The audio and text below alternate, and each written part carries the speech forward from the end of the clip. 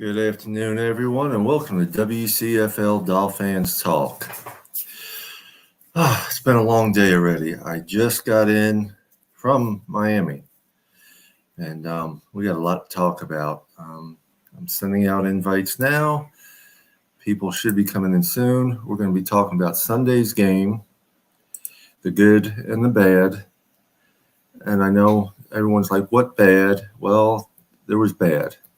And I'll get into that in a little bit.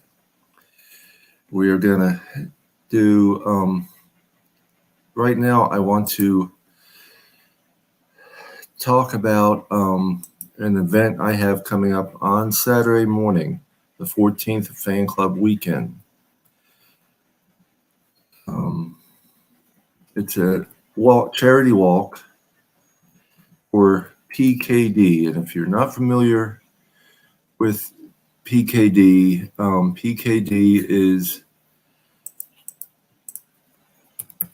polycystic kidney disease, and it's near and dear to me because I have it. My mom had it. It's genetic. My siblings all have it. I lost my oldest brother less than a year ago to it, and as long as I've known for over 20 years now, nothing's really changed. There is no cure for PKD. It's not a matter of if, it's a matter of when you're going to go on dialysis, and if you can get a kidney transplant after you're on dialysis. There's a lot to it. But if y'all can help me out, I will share the link in a little bit to donate to my walk. $5. That's all I'm asking for is $5 from anybody. It's a debilitating disease. There's no cure. The only thing they have figured out so far is a way to slow it down some. And that's more for people, a medicine that's more for people that's progressing rapidly. And all that medicine really does is make the person want to drink more water, which in effect slows the progression down because some people just don't drink enough water as it is. My progression is not as bad. It's probably like my mother's. My mother, when she passed 18 years ago this January, she was only 71. My oldest brother I lost less than a year ago. He was 69. There's a lot of underlying problems polycystic kidney disease can cause. And in a little bit, I will show you what a polycystic kidney disease kidney looks like when it's, in the later stages, which I'm already at that stage, but I do my best to not worry about it, not show it, and things like that. Meanwhile, let's talk about Sunday's game. Yes, we won. Hallelujah. Couldn't ask for anything better than a win. We love our wins. But there was a lot of problems with the defense from what I've seen. And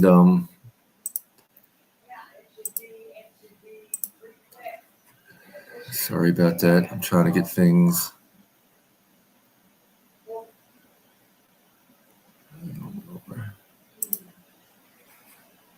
Trying to remove that, but apparently it doesn't want to remove right now. Anyway, let's do it like this. I don't know. We'll worry about that later. Anyway, defense needs a lot of work still. Yeah, you're saying, well, we got 7 sacks. Okay, great. AVG was balling it out big time, yes. I haven't had a chance to look at all the stats. Devon Achan, Cheetah, yes, great. But we should have had more points. They should have had less points. Start off, that should have been pass interference on Waddle down in the end zone.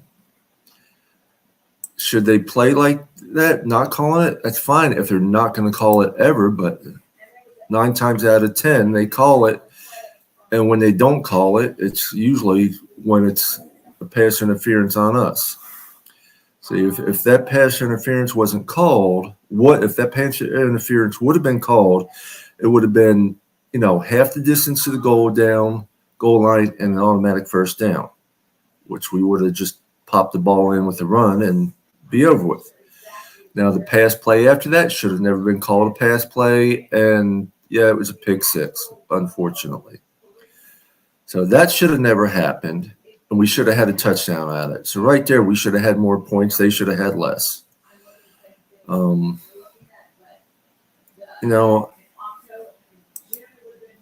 It's going to be an interesting week. I want to see better defense still. I'm not a fan of Fangio's scheme at this point. I didn't know the coach before this year, really, because I don't follow coaches, but I'm not happy with what I'm seeing.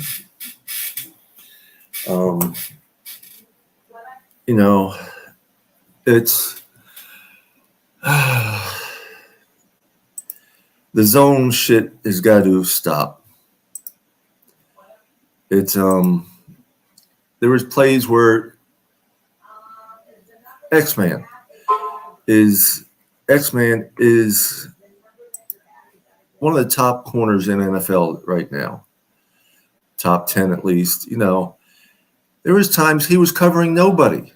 And even as the play developed, there was nobody over there for him to cover. That should never be like that. And I'm not blaming X-Man or the players. That's Fangio's fault. X-Man being our top corner right now that's playing should be covering somebody at all times. I don't care about this hey, Big Nick. I'm going to bring you on, Big Nick. I'll let me get the link and I'll share it. Our defense only gave up 9 points, but there's a lot that if you weren't at the game, you might not have saw. There's a link if you want to join me, Big Nick. It's all good. There's a lot of there's a lot going on. There's still, they balled out. They only gave up 9 points, but honestly, they shouldn't have been as poor as Buffalo or the Giants are. They shouldn't have been able to move down the field to get to 9 points. There was, if they had a better quarterback, it would have been probably 21 points they scored.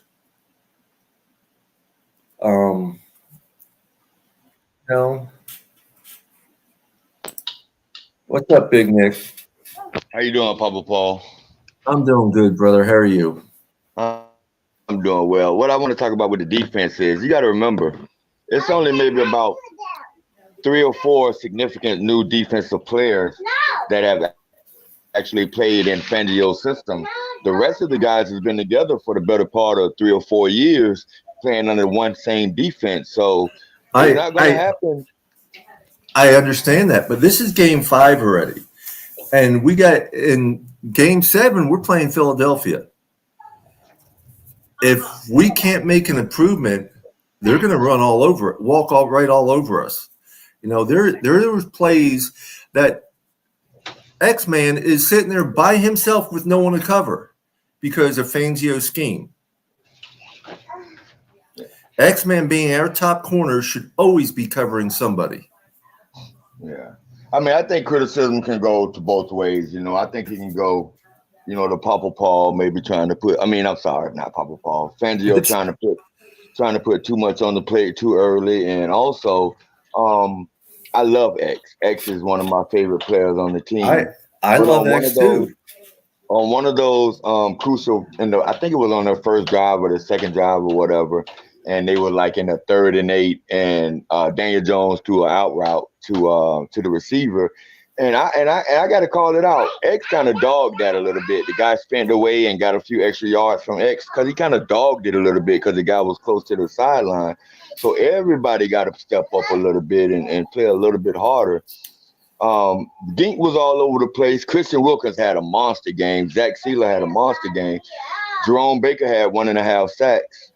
You know, Well, I know, and AVG balled out again. Yeah, and we only gave up like 179 yards passing. Yeah, and I realize that, but with Fangio's scheme, with our cornerbacks that we have, he's got them playing too soft. I mean, yeah, I think they're just getting used to playing zone. Yeah, it's just like when we got called that what was it? Illegal contact downfield. Well, because the players are playing so soft, you can't have any certain contact after 5 yards. Well, they're playing 10 yards off the line. So once, they get to that 10-yard line and they're making contact, it's illegal contact all the time then. Tell me a game, Papa Paul, that you remember that X didn't get at least one illegal contact. Well, I'm not talking about X. It was. I know. But yeah, no, I understand that. But I'm not a fan of what I've been seeing with his stuff. I mean, I think the concept is to dominate with 4, to play a light box and to load up the secondary so they can't get you with the big plays. So that might be a product of the defense. That might be designed in the defense to do it. It's really the way it's going. They get one pass play. That guy breaks one tackle and he's off to the races. That's all it takes. And the way the guys tackled last week, we could really be in trouble. I kind of throw the Buffalo. I think they won that game on emotions. They just had more emotions. They heard all week how powered we are. They're at home. Is Buffalo losing the division? I chalk a lot of that win up to they just came out and wanted it more than us. I don't see them being that dominant over us. I think the same thing can happen in Miami. Hello, Shake. Thank you for joining us, brother. Shake, what's up, buddy? Okay. I think the reverse can be true in Miami. I think we can come out and say Buffalo done kicked our ass 7 out of the last 6 games, and we know we have a better team. They thrashed us, and now it's our turn to come out emotional in the last game of the season. Yeah, but even yesterday, there was a lot of times that I think the guys were having more fun than they were really trying to play football at times. Mm-hmm. Which is nothing necessarily wrong with that, but I want to see improvement on that defensive line, and I can't say that I really saw it yesterday. That's and you know what? Opinion. And I know you want to say something, Shake, but let me say this real quick. Mm-hmm. This could be a probability too. We scored 2 times yesterday of over 60 yards in under 1 minute.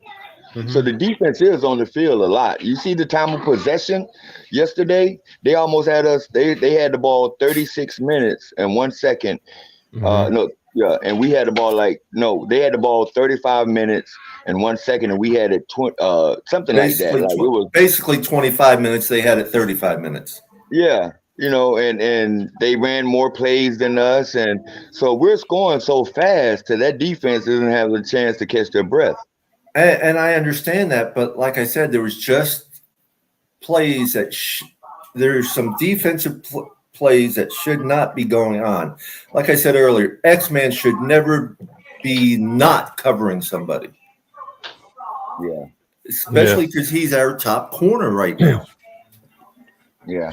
And I saw that a couple of times where he's over there, and even as the play developed, nobody was over there for him to cover. How do we look against that? I know they got the first down, but on that tush push, we I don't know if they actually got it. I think we got the dogs to really fight against that tush push. Well, they gave it to him, but I don't know if he actually got that first down. There's our defense is not as big as they need to be to prevent that tush push.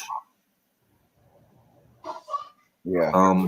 I mean, we saw it in Buffalo. Buffalo ran all over with us. Hello, Miss Pam. We'll see you in a minute. I think we have top players on defense. We just don't have a top unit on defense yet.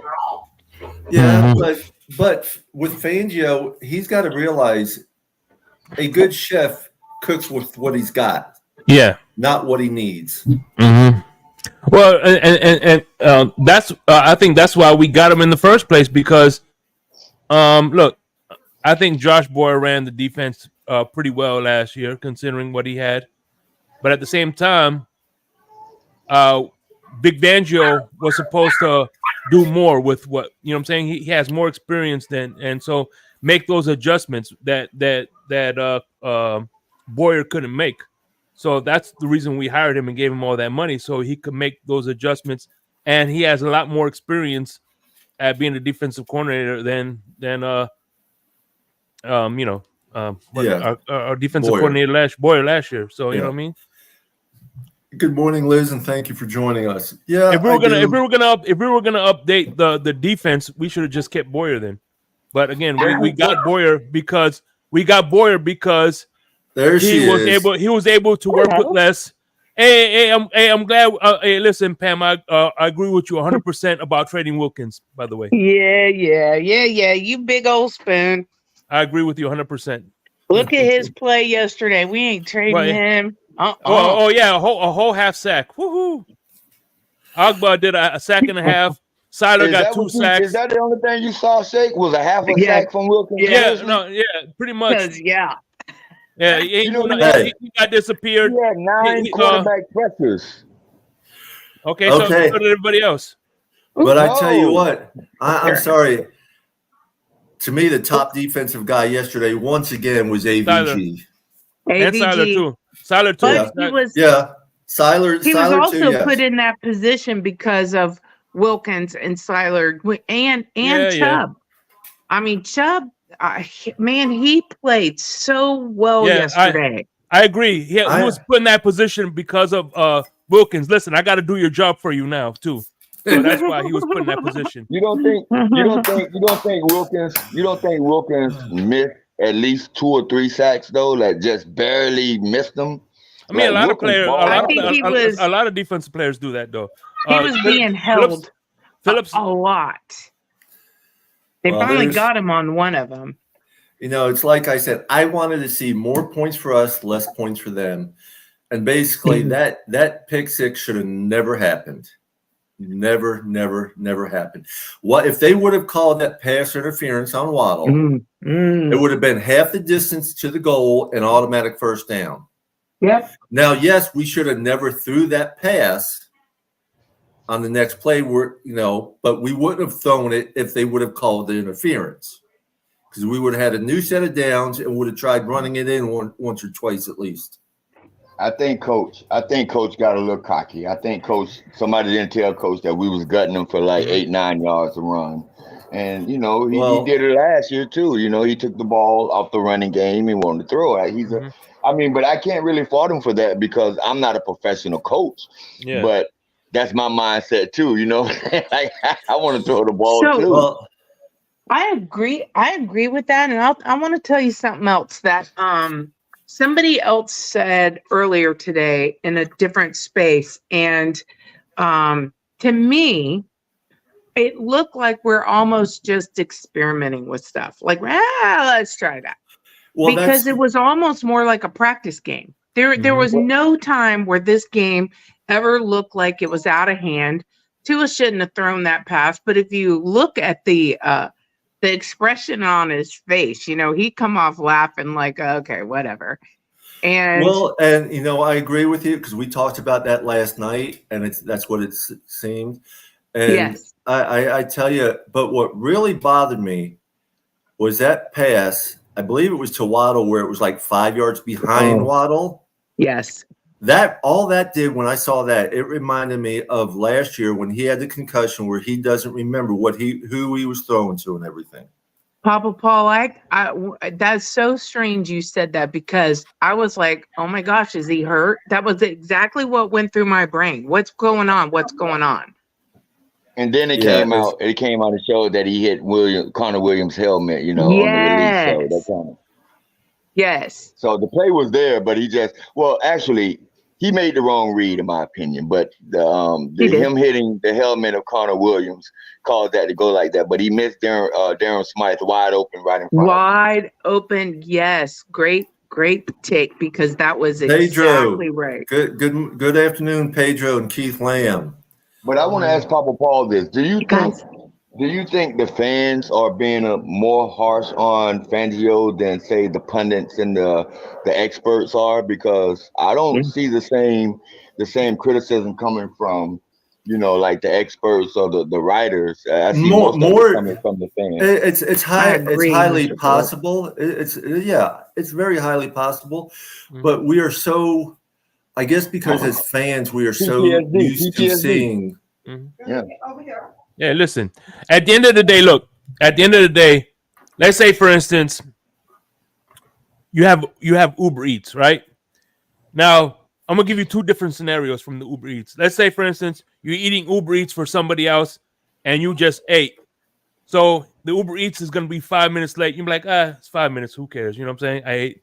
I'm just, whatever. Now, the other scenario is, let's say you're starving, and that Uber Eats is 5 minutes late. That 5 minutes is going to seem like forever. And what I'm trying to say is, we're a fan base that's starving. So at the end of the day, right, we're trying to get some wins, man. And I think that's what that is. At the end of the day, look, I'm going to enjoy today's win. I'm going to enjoy next week's win. And I enjoy every win as we get them, because like I said, we only get 17 games, and it's not like basketball. You know what I mean? So enjoy every one you get. I agree 100%. I enjoyed the game. I was there. I loved it. Trust me, I loved it. And watching Devon Chan, my God. Oh, gosh. I love that man. Hey, by the way, tonight when I'm on Crypto Show, I'm going to be promoting the shirt. It kept, if it wasn't for the fact that I had an underneath shirt, that shirt was cool, and it kept me cool. Now it's good material. Thank you. A-Chain shirt was off the chain.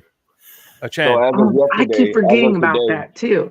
Oh, I asked you about them, but you had to make another set of them, didn't you? Yeah, I have some that I got them this weekend. I sold quite a few yesterday. Good. I mean, people were wanting their Chan shirt, and no one else has them. So, and I'm actually looking at a second design of a Chan to come up with. Okay. Pedro, just hold me one for somewhere for November 5th. Somewhere. As of today, the Miami Dolphins are number one in every statistical category on offense except rushing, individual rushing, and A-Chan is number 2. I don't know where the offensive line rank at, but it got to be high. We're only giving up 6 sacks all season. Oh no, we have the top 5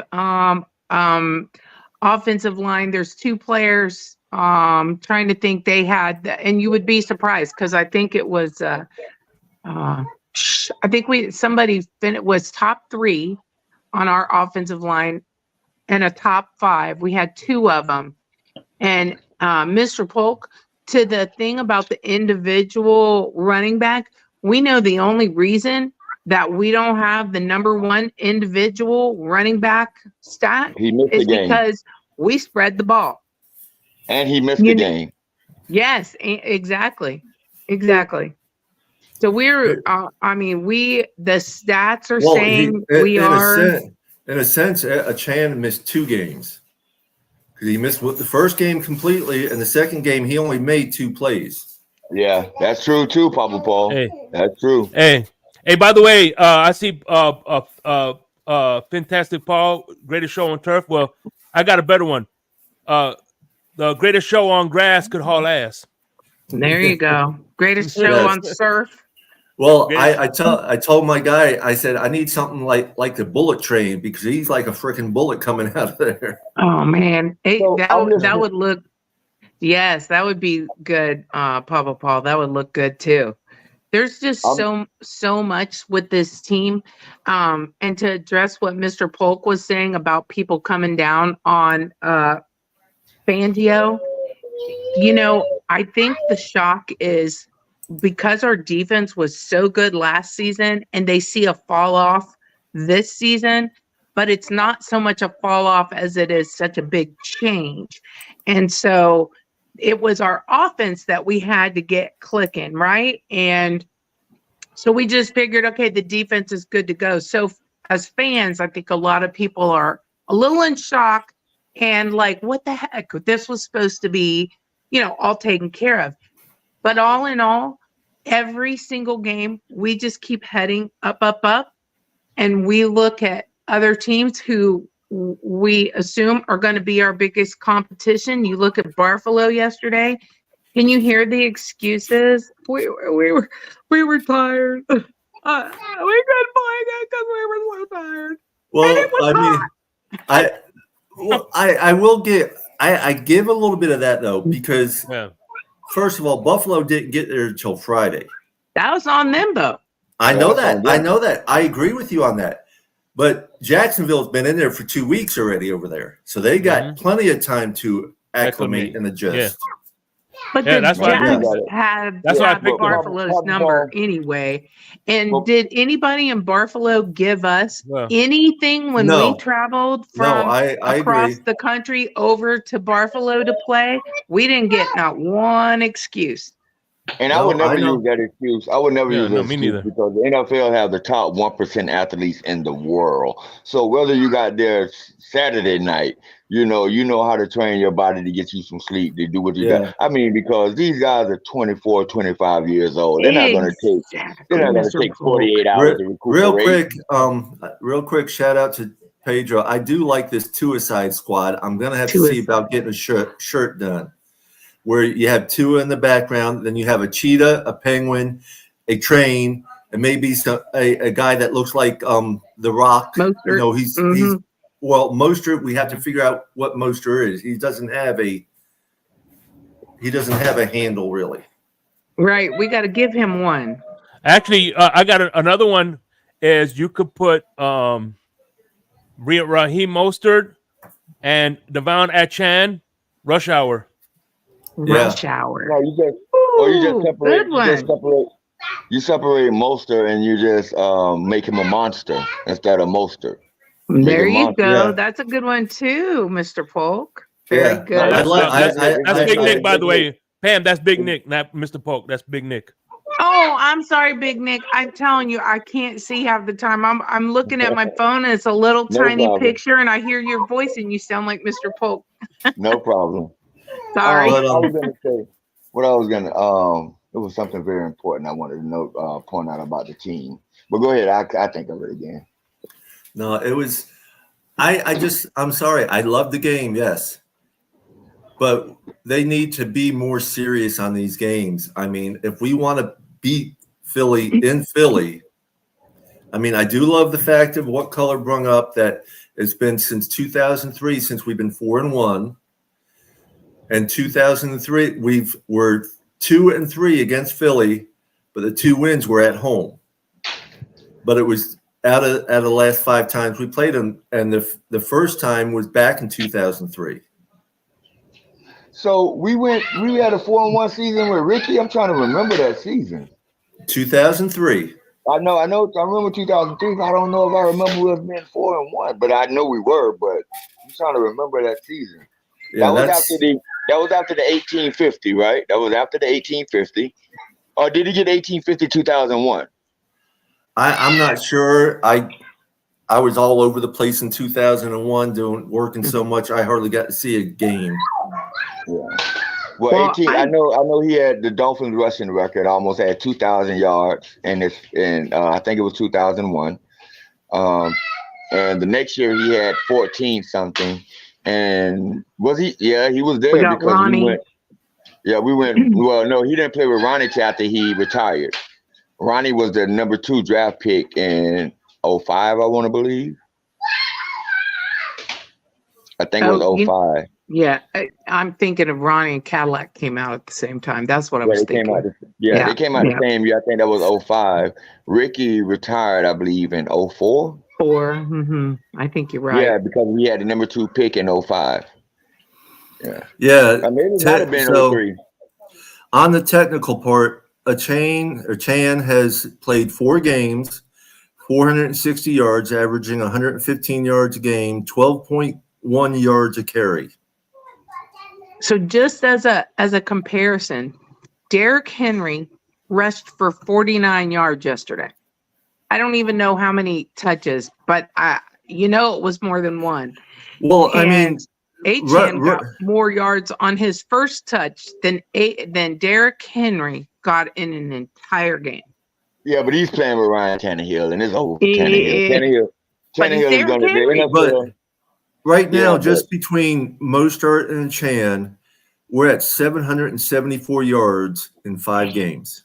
Jeez, but I thought Mostert was already. I mean, I thought Achane was already at it doesn't seem like he was already at 600 or 700 yards anyway already. So no, he's at 460.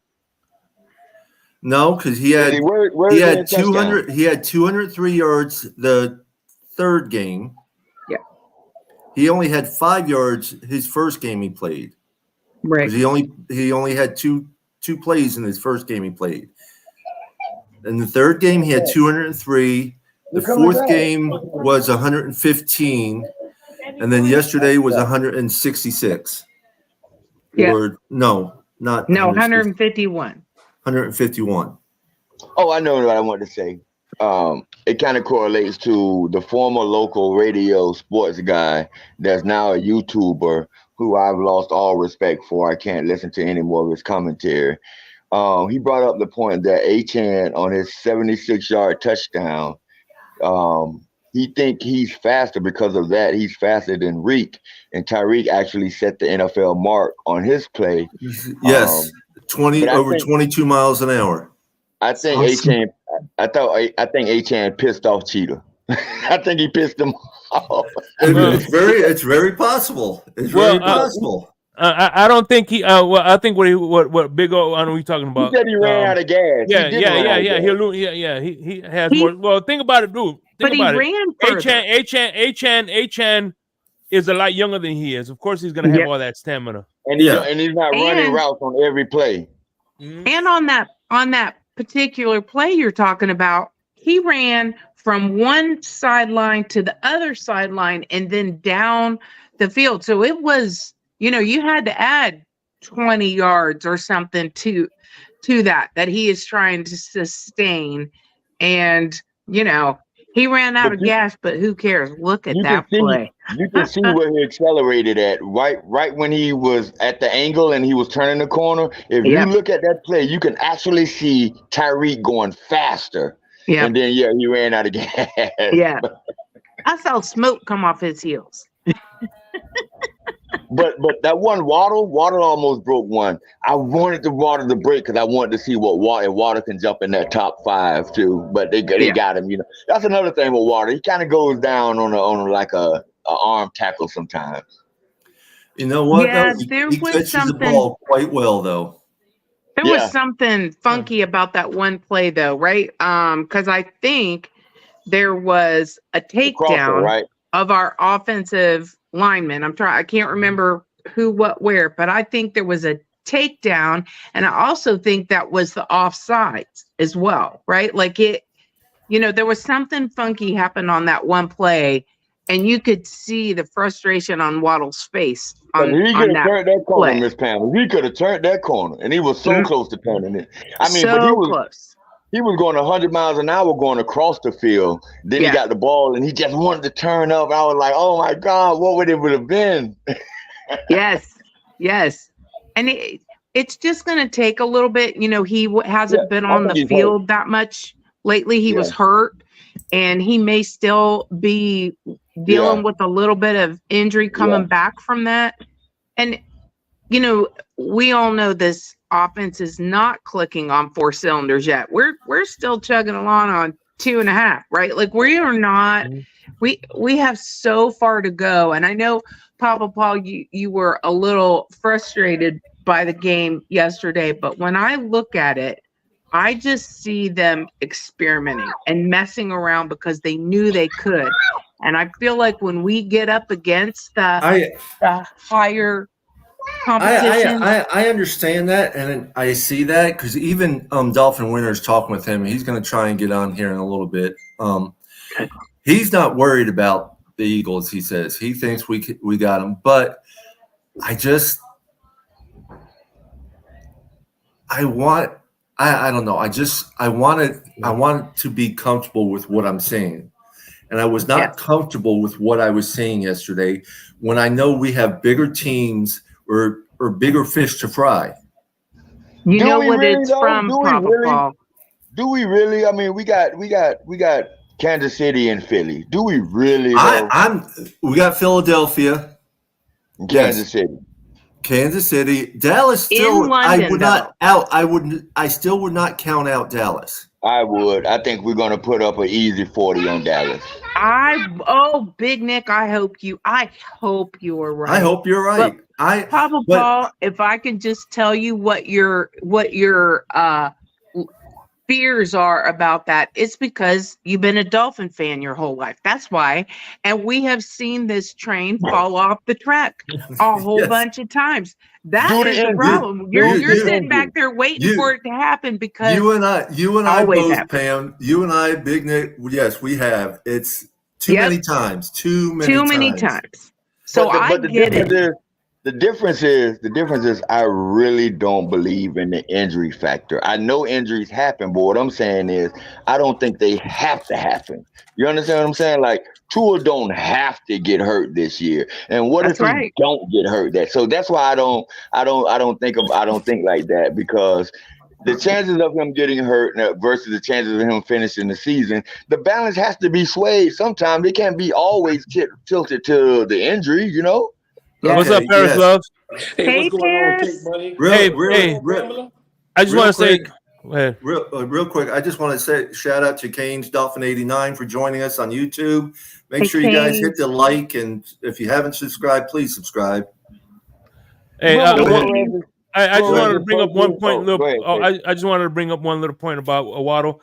The one thing about Waddle, I know he seems like to get tackled on the first step, but at the same time, I noticed his body is getting thicker and thicker. So I think by this time, by his fifth year option, or where he gets to Waddle to Hill's stage, I think he's going to be a lot more physical receiver in a couple of years. I don't even think it's the frailty. I just think that during his acceleration, he starts to accelerate too late instead of accelerating before the guy gets to him, because when you start to accelerate when you get in contact, you're more off balance and you can fall a little bit easier. So maybe he needs to go wide open right away. You know what I mean? So, but and do you think he's still nursing his injuries a little bit? You know, because I feel like maybe. Well, anybody who gets injured, you're going to nurse it some, because you don't want to be out another 2 weeks, 3 weeks, even 1 week, really. Right.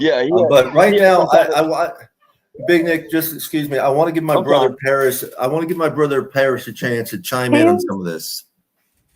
Oh man, all I can say, man, it was awesome. I was a little shaky at the game watching the Miami Dolphins defense, and I was listening on to the show, and I was listening to something what Pamela was saying. You know, it felt like the Dolphins was out there training. They just was going through some kind of practice and all that. They know that the New York Giants, even the Giants fans know that they cannot beat the Dolphins. So I think that they was out there practicing. I think the defense and all. And I really feel when Ransley, then Phillip, and everybody come back intact, it's going to be a totally look with the Miami Dolphins. This is a game that we needed to win. We needed to make 2 touchdowns, 3 touchdown statements, and then South Carolina. Then the real game is going to be Philadelphia when we play Philadelphia. So I'm hoping at least Ransley show up, and some of those Phillips show up in that particular game. Ramsey won't be back by then, I don't believe. Yeah. The earliest he'll be back, I think, will be the Germany game. The earliest Germany game. Germany game, yeah. And if he's not back at the Germany game, I think he'll be back after the bye week. Yeah, but you know what? I think the defense is going to come together when it's that time to go straight forward. But right now, New York Giants, Carolina, Philadelphia is our most serious game that's coming up. I think that we are going to come together, but the New York Giants game, it seemed like it was some kind of high school a low budget college game going on yesterday. I mean, Carolina's gonna be the same thing. It's gonna be the same thing, The Carolina. same thing. But the most important thing about that game, I must say, I was sitting next to Papa Paul. We was up there, and I kept on looking at Papa Paul. You said this about 6 months ago about this guy A-Train. The man is unbelievable. Miami Dolphins got them a running back. Yes. And I told people I had the shirt made before the season even started. You did. Papa Paul, I want to tell you, I'm good friends with Brian Burns Sr. You know, Brian Burns Jr. plays for the Carolina Panthers. He's their star defensive end. He's from right here in Fort Lauderdale, where I'm from. I'm going to try to get in contact with him because are you going to be at that game? Yeah. I'll see if I can get him to swing by the tailgate. The Panthers game? Yeah. Okay, I won't be in East 12 at the Panthers game. Okay. We're going to be right across the street in yellow parking because I can't find an orange parking pass, and they're wanting too damn much money. Too much money. I think I have a line week. on Batman's parking space. I'm not sure where it is. It's probably yellow as well. But this weekend I will be there at East 32, and I'm going to go over to East 12. I'm going to try and find Papa Paul. They're in the same lane. I won't be in the East 12 this weekend, Pam. Okay, By the way, I'm going to try to come and find you. Yeah, well, way, I'll be right across the street with Shake, where Color and all them are going to be. By the way, if you guys didn't do all that tailgating, man, it'll be so easy for you guys to find. Yeah. This is what people from Broward do. What people from Broward do is, and people from Miami, when you see cars at the stadium, it's not people from right next door to the stadium. Because what we do is we get a parking ride. We get on the train, right? We get on the train and then we catch the shuttle or the bus to the stadium. That way you don't have to worry about parking. But I know you guys are big into tailgating, so. Well, I need to know more about that. You got to remember, I am coming from north of Tampa. Yeah. It wouldn't make sense for you to go all the way to the east to get on the train. Yeah. No, I just want to tell you, Pam. I'm already got Batman's parking pass for this Sunday. No, not this Sunday. Okay. I'm going with the fan club. I'm talking about I should have been more clear. The 29th. Okay. The Cheatriots game. The Cheatriots game. Yes. Yeah. Yes. Yeah. Yes, I actually have a friend, a huge Dolphin fan. He lives in Massachusetts, and he asked me if I wanted to go with him to that game because he had an extra ticket. I'm like, yeah. And I literally had to move around a doctor's appointment for my mom. Hey, Shake, did you notice last week that the former radio host who's now on YouTube, he went in harder than the fans tailgate and TD fans all last week? I mean, I was like, what the hell? Yeah, he called him a fraud. He called him a fraud. He called the team a fraud. He was like, I'm like, what is wrong with this man? He's looking for clicks. That's how he gets paid. Okay. People paying attention. Real quick, Shake, did you just have a haircut this past week? No, I had a couple of weeks ago. Okay, because you look. I didn't really recognize you hardly at first. Okay. Look for the guy that looks like a spoon. maybe it's the camera. You know, camera putting 10 pounds on you and stuff. Yeah. But I tell you what, Lewis. I expected Lewis to be about 6 inches taller. Yeah. Really, I know. You know, and crypto was about what I figured. He was on the short side, and but Lewis, I really expected him to be the way he acts and stuff. Sometimes I expected him to be 6 inches taller. Hey man, Paul, you're not telling the story because I was talking to a guy out there by East 12, and we just having a good old time conversating, and he was telling me about, hey man, this, Poke, love you and all this other stuff. And I'm looking at him and I said, wait a minute, your name is not Shake Money, right? He said, yeah. So to me, this is my first time meeting Shake Money. I thought Shake Money was this Shaquille O'Neal guy, this tall, big joker, but Come to find Yeah, out, he was nothing but what 5'2". But 5'9". Yeah, I'm 5'9". all three Take of them money. are on the short side. Yeah, I'm I would have 5'9". spotted. I'm I would have spotted 5'10". Shake Money.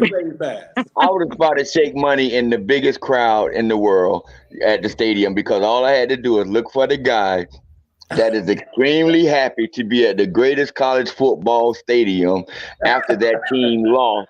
After that team lost, all you had to do was look for a guy with some extra large pants on to hide the boner that he was walking around with.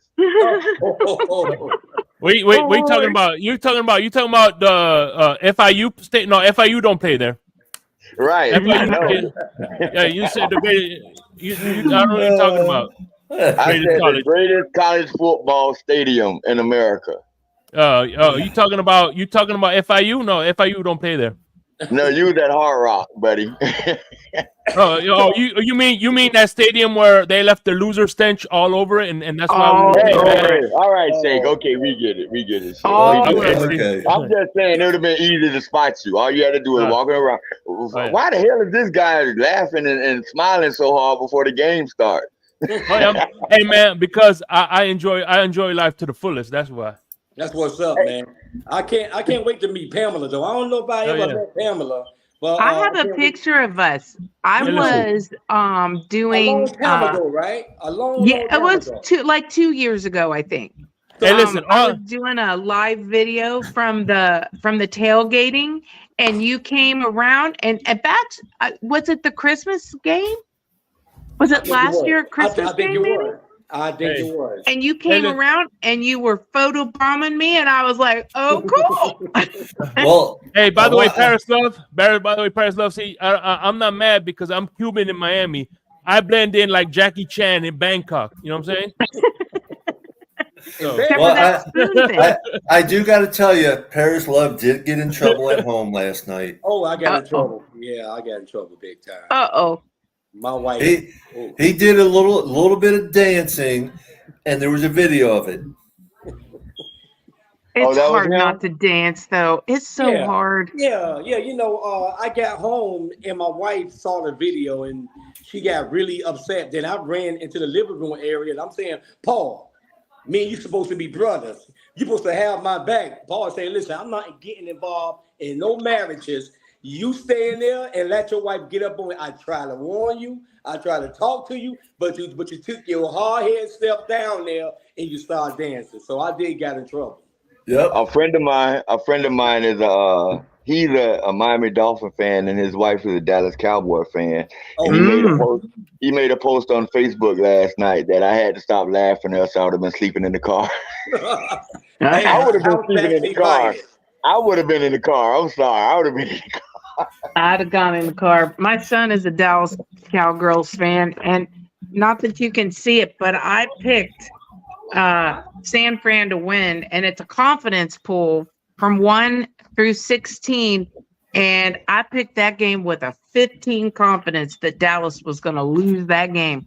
I had another buddy. I had another buddy that posted about Dallas. He said, I'm not worried about San Francisco money line. Right, so you know the comments was killing him. You're money lining. You're not saying straight up. Well, I tell you what, I felt sorry for Tom O'Gara, my brother Tom O'Gara. He had to do his betting before he left Jersey because it's not allowed in Florida. You know, they track your phone like that and stuff. They won't let you bet on your phone if it's pinging in Florida. Yes, because it's not allowed in Florida. Wow. He had picked it all. He had everything exactly right. Waddle with the first touchdown, this, that, you know, whatever else. Now, the over-under was 46.5, and he went with under. And what was the total score? 47. Oh, wow. He lost out on over $900 just because he didn't go over. This season, you can never go under with the Dolphins. I'm sorry, unless it's some crazy number 84 or something. Yeah. Like you just. But I mean, honestly, half a point. He would have had it if that pick six didn't happen. If that pick six didn't happen, yeah, and there was no other, we didn't score anymore, he would have had the under. Yeah. So Did he have a good time anyway, Papa Paul? Oh yeah. He always has a good time. He had a good time. That's good. Hey, That's speaking good. of that 102-yard interception, did anybody notice? I know it's inconsequential, but anybody notice how fast our offensive linemen are? Yeah. A couple of times I thought they was gonna get him. Yeah. Like, I didn't know those guys was that fast. They quick. They look good too. Getting a good push. They were getting a good push. I'll tell you what. Yesterday with the referees, and I have to bring it up because you can't say it's one call. You can't say it because they killed us yesterday. Well, it's not only us, but they need to be more consistent on their calling. It's only they favor certain teams. That's what it is. Yeah. And Pam, I'm not those that refs guy. must live in New York. But I'm not that guy, Pam, but that female referee, she sucked yesterday. I'm not that man. dude for real, but she was awful yesterday. I She the wanted one to made the snatch bad her special hair. team call. She made She the was bad calling. special team call. I believe she missed the pass interference call. She missed I mean, that. she was terrible. Well, bad. the She was thing that set the tone for me, this was the tone, was the 12 men on the field. Yeah. They go over there. You got Yeah. 6 referees standing She there in a argued little for group, it. and they delay the game almost 5 minutes. They are over Because there she just had to be talking, and they can't count. You can't count. You say 12 men on the field, there was 10. Like, you She can't made the count. call. She made the call, and then the commentators, the referee guy or the commentators, one of them tried to cover it up for her and say, well, that's confusing when you see a guy running out the field, you're automatically going to draw a Too flag. bad. That's bullshit. You was covering up for her because you guys knew that she was horrible yesterday. Well, and the thing is how do they stand there as a collective group that long, pause the game that long, and they still come up with the fact there's 12 people on the field? Good Lord. It's simple. They wanted to give the New York Giants that game. That game. It's simple as that, because when me and Paul, we was looking at it, we had some fans at the bottom of us like, why in the world they giving New York Giants all that rest? Yep. And all this time? It just felt like they wanted to give New York Giants that game, but Miami Dolphins offense so good right now, they learned to say, we're going to score a double, we're going to score a triple, we're going to make sure we don't allow them to get back into the game. We're not going to allow the referees to push them back into the game. That's what happened. 100%. You guys were at the game, so I told you guys I prefer the game on television because I believe strongly that football is a TV sport, right? Yeah. So I really do like watching it at home. But so you guys don't get the same benefit of the broadcast that I get. Immediately, you knew who knew that was a bad call? Immediately, they went to the sideline and told coach that was Barrios. Immediately, they showed him on TV. They showed him on the screen, like saying, "No, it's like look," and then like he knew it because that's his job in the back is to count how many people are on the field. He knew it immediately. I'm telling you, that lady wanted to be right. She probably didn't know that was a challengeable call. Wow. They probably like, you know what? The referee counts as a Dolphin player, so technically that was 12. I want to telling you, but the one about the 12 men, the reason I point that out as being such a big deal is like what Paris said. They made up something. There's no way you did not see 12 people on the field. And then you stand there as a group, your little brain trust, and you still come away and go with what you said. You are not trying to call a good game. You are trying to give the game to any team that plays the Miami Dolphins. That is what they are trying to do. And of course, we can't allow that. We can't have games come down to it. But when you're playing a tight game and you got calls that they're making up, last week's no first down, I mean, seriously, these referees are out of line. Yeah. And if the NFL cared, something would happen. but they don't care. They don't want us to win. So That's Hey, right. What's hey, it? hey, speaking of douchebags, what about the dude who tried to keep the ball from Tyreek Hill's mama? Oh, that was crazy. Oh, my God. That wouldn't look that was good for that funny guy. though. No. He, He wouldn't I have don't won think that. he realized. I You want to know- give a shout out to Raphael, Dan Burke out there. Damn, Bert. What's up, baby? You know, they're all watching. I haven't been keeping track of that. But I wanted to give a real thing. Right now, Achan, even though they have him as playing 4 games, I say it was only 3 because that one game with only 2 plays, I don't even count. But I'm putting it in as an average for the 4 games, which averages out to 115 yards a game. Yeah. Right now, with the 12 games, if he can still keep that average up, he's going over 1,800 yards this year. But before that, is he player of the month? This month, I don't Oh, know. no, he don't qualify because, like you said, he didn't get enough in September, and it's only beginning of this month, so they won't loop it all together. Yeah. But here's the one conspiracy. I only have one conspiracy that I absolutely believe. I'm not a conspiracy guy except for this one. If you live in Florida, you know this. Florida's number 1 rivalry state is New York. Yep. Yeah. Number 1. Whether it's sports or just plain Knicks, culture-wise, right? Yep. It's New York. Where are all of the major league sports headquartered? New York. New York. And all of Miami sports franchises are either good to great, but somewhere there's championships in all of them. So they recognize, I'm telling you, it's a conspiracy because there is no way on God's green earth that the Miami Arena that sits on the freaking ocean on the water in South Florida has not had an all-star game. That's true. Oh, Well, real quick, Dan, I want you to. Hey, Dan. You say you got tracked standing on a chair in 343.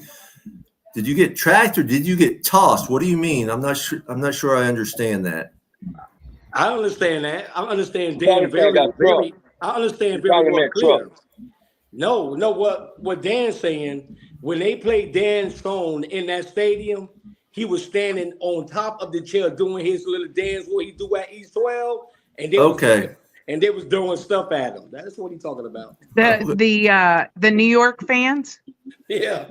You know, See, that's why I tell you what. That's why I wouldn't go to the game. All those teams, they have got some nerve. They come down here, they come in our stadium, and they're going to act all disrespectful to us in our stadium.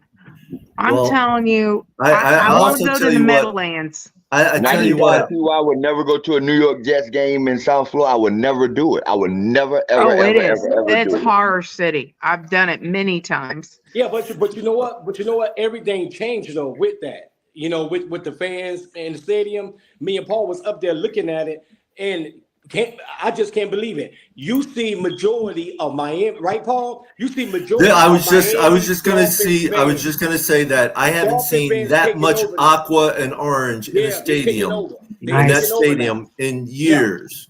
And it's not the behavior of the other fans to me. That's not a problem. I don't care about your behavior, right? Unless it affects me directly. What I can't get past, and I'm sorry, you guys know I'm a crazy Dolphin fan. What I can't get past is you wearing another team's jersey in my freaking stadium. I can't get past that, so I don't go. Well, and the thing is there's all those people. They all move here, right? Most of the people are from the north, from New York, Massachusetts, Pennsylvania, Jersey, all that area, right? They move here and they never support anything Floridian. Like it makes me mad. How if you're so in love with what you got, stay where you is. I'll be all right with that. Yeah, but you know what? It makes it fun though. You got to look at it that way. It's a whole sports with Miami Dolphins. It makes it fun when you got other fans from the other. If you ain't crazy, if they're being respectful, There's no fun to crazy people like me. I'm crazy. Exactly. No, it's no fun to me. We know you are, Nick. We know you are. Hey. But another listen, Big Paul, I gotta head out to work, but it was once again, Paris Love. It was great meeting you. I will see y'all next week. Fans up, buddy. I'll Shake, see you if Saturday. Shake, if you haven't sent it, send the link to Crypto and Lewis. See if Crypto's still on the plane, and Lewis is doing space, but I'll send it to him. Okay. I'll send it to the Fins Tailgate group chat that we have. Okay, please. Fans please. up, buddy. All right, hands up, baby. And Trade Wilkins, peace. Hey. He Real always quick. says that and Okay, then dives right, out, so right. I can't retort. Right now, Tua is averaging 322.8 yards a game. Yeah. And for the season, if he keeps that up, it'll be 5,487.6 yards for the season. Which would beat Dan. So That would beat Dan. Is it possible? If it's in house, Yeah. If he stays cool. healthy. if he stays healthy, it's very possible. Yeah. There you go. You're right. And that's not including playoffs. That's just regular season. That's awesome. Wait, and it's week 5. It's week 5 with 3 more games to go. Technically, I guess I'm gonna go to old school and say to halfway season through the season.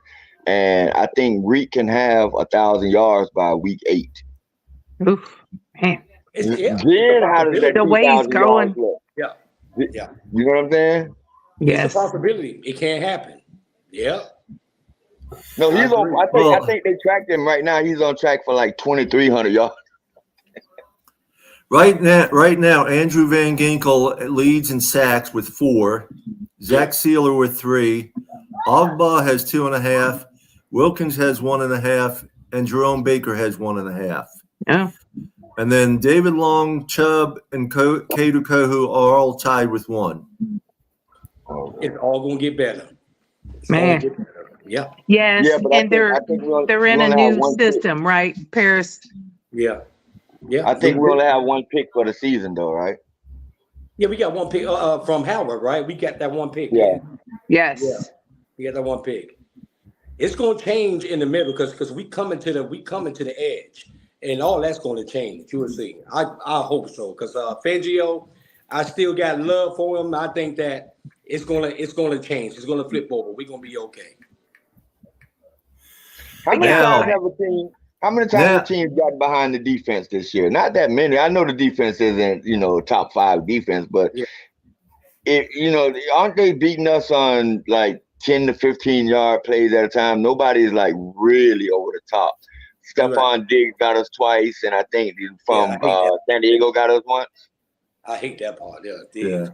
Well, right now, Hill is on goal to make over 2,200 yards for the year. And I want him to get it. In a regular season year, he's on track to make over 2,200 yards. Yeah, I want him to get it so bad. That's, That's a guarantee Miami That's Dolphins have an beautiful. MVP. Yeah. That's a guarantee we have an MVP. One of Well, that guys and have to be MVP. I said it at least 3 or 4 months ago that Achane is going to be offensive rookie of the year.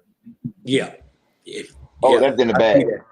I see that, man. That's in the bag. That boy. And let's say but then again, we gotta give credit where credit is due. Yeah. This dude, Anthony Richardson, is playing damn good. Anthony Wilkins, he is playing. And the kid from Houston is really playing well. The quarterback, he's really playing well. But other than that, though, I don't know if they're more exciting than Achane. Well, I tell you, it's a close battle for TDs. Mostert has 8, Achane has 7. And then Hill has 5. Well, I think A-Chain gonna get more. I love the way A-Chain follow his reads. He followed behind the blocks and he would just take off.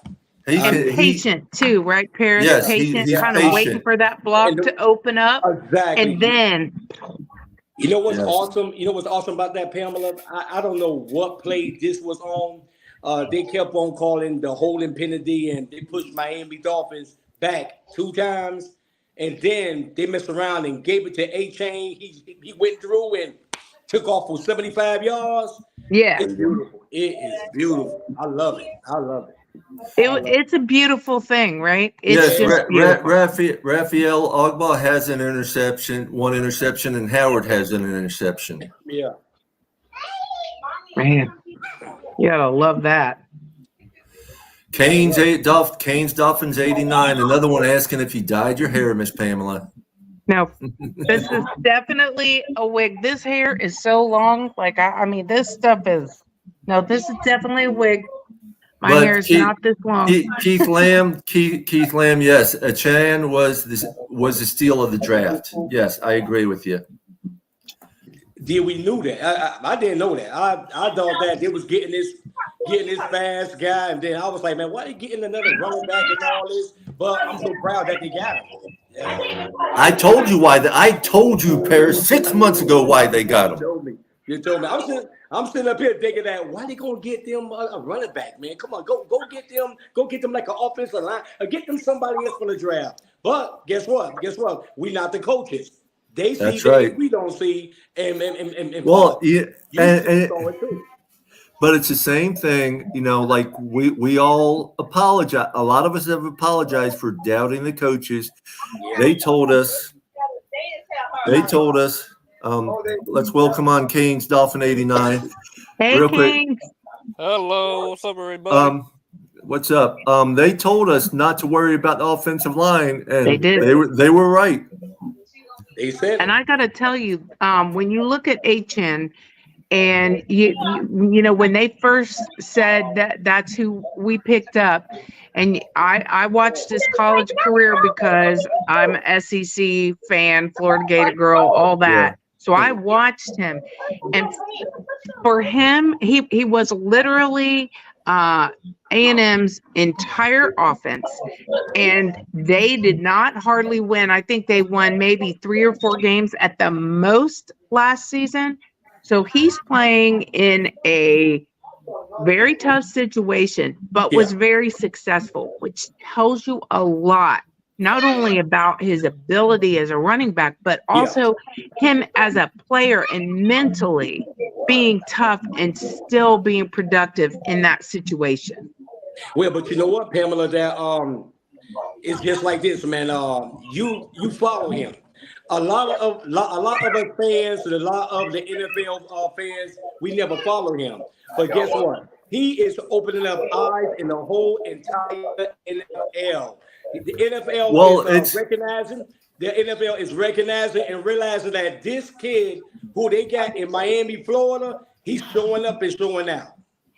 Yeah, I really wish when Winters was here, because he'll tell you that when he was at the bar watching a Chan, when we played Buffalo, people are like, "Who is that?" And he's trying to tell them that's our rookie. They're like, "What?" Yeah, and I knew it from watching the videos. Plus, I watched a little bit of Texas A&M because I lived out that way. I was right down the road from Texas A&M, and he's something. Well, and when you look at the grade, you know how they always give you a draft grade, and they always want to, poo-poo the Dolphins. We didn't do that good. Well, guess what? Their draft grade was wrong. Yeah, it was wrong. It was. You know what? A-Chain remind me of.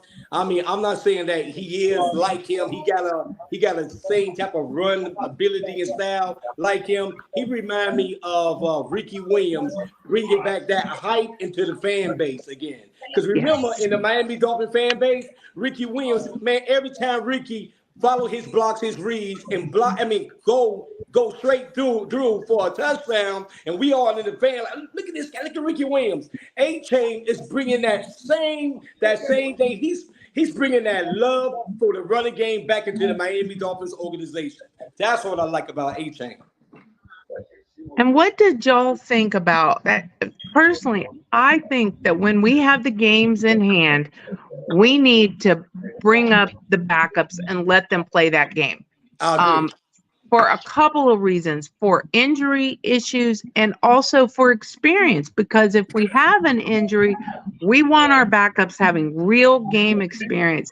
And not only do I think Brooks should go in that situation, but I think we need to see him a little bit more in the game on a regular basis. Just the kitchen sink, just throw it all in there, let him try and figure it out, because Brooks, and that kid, he's special too.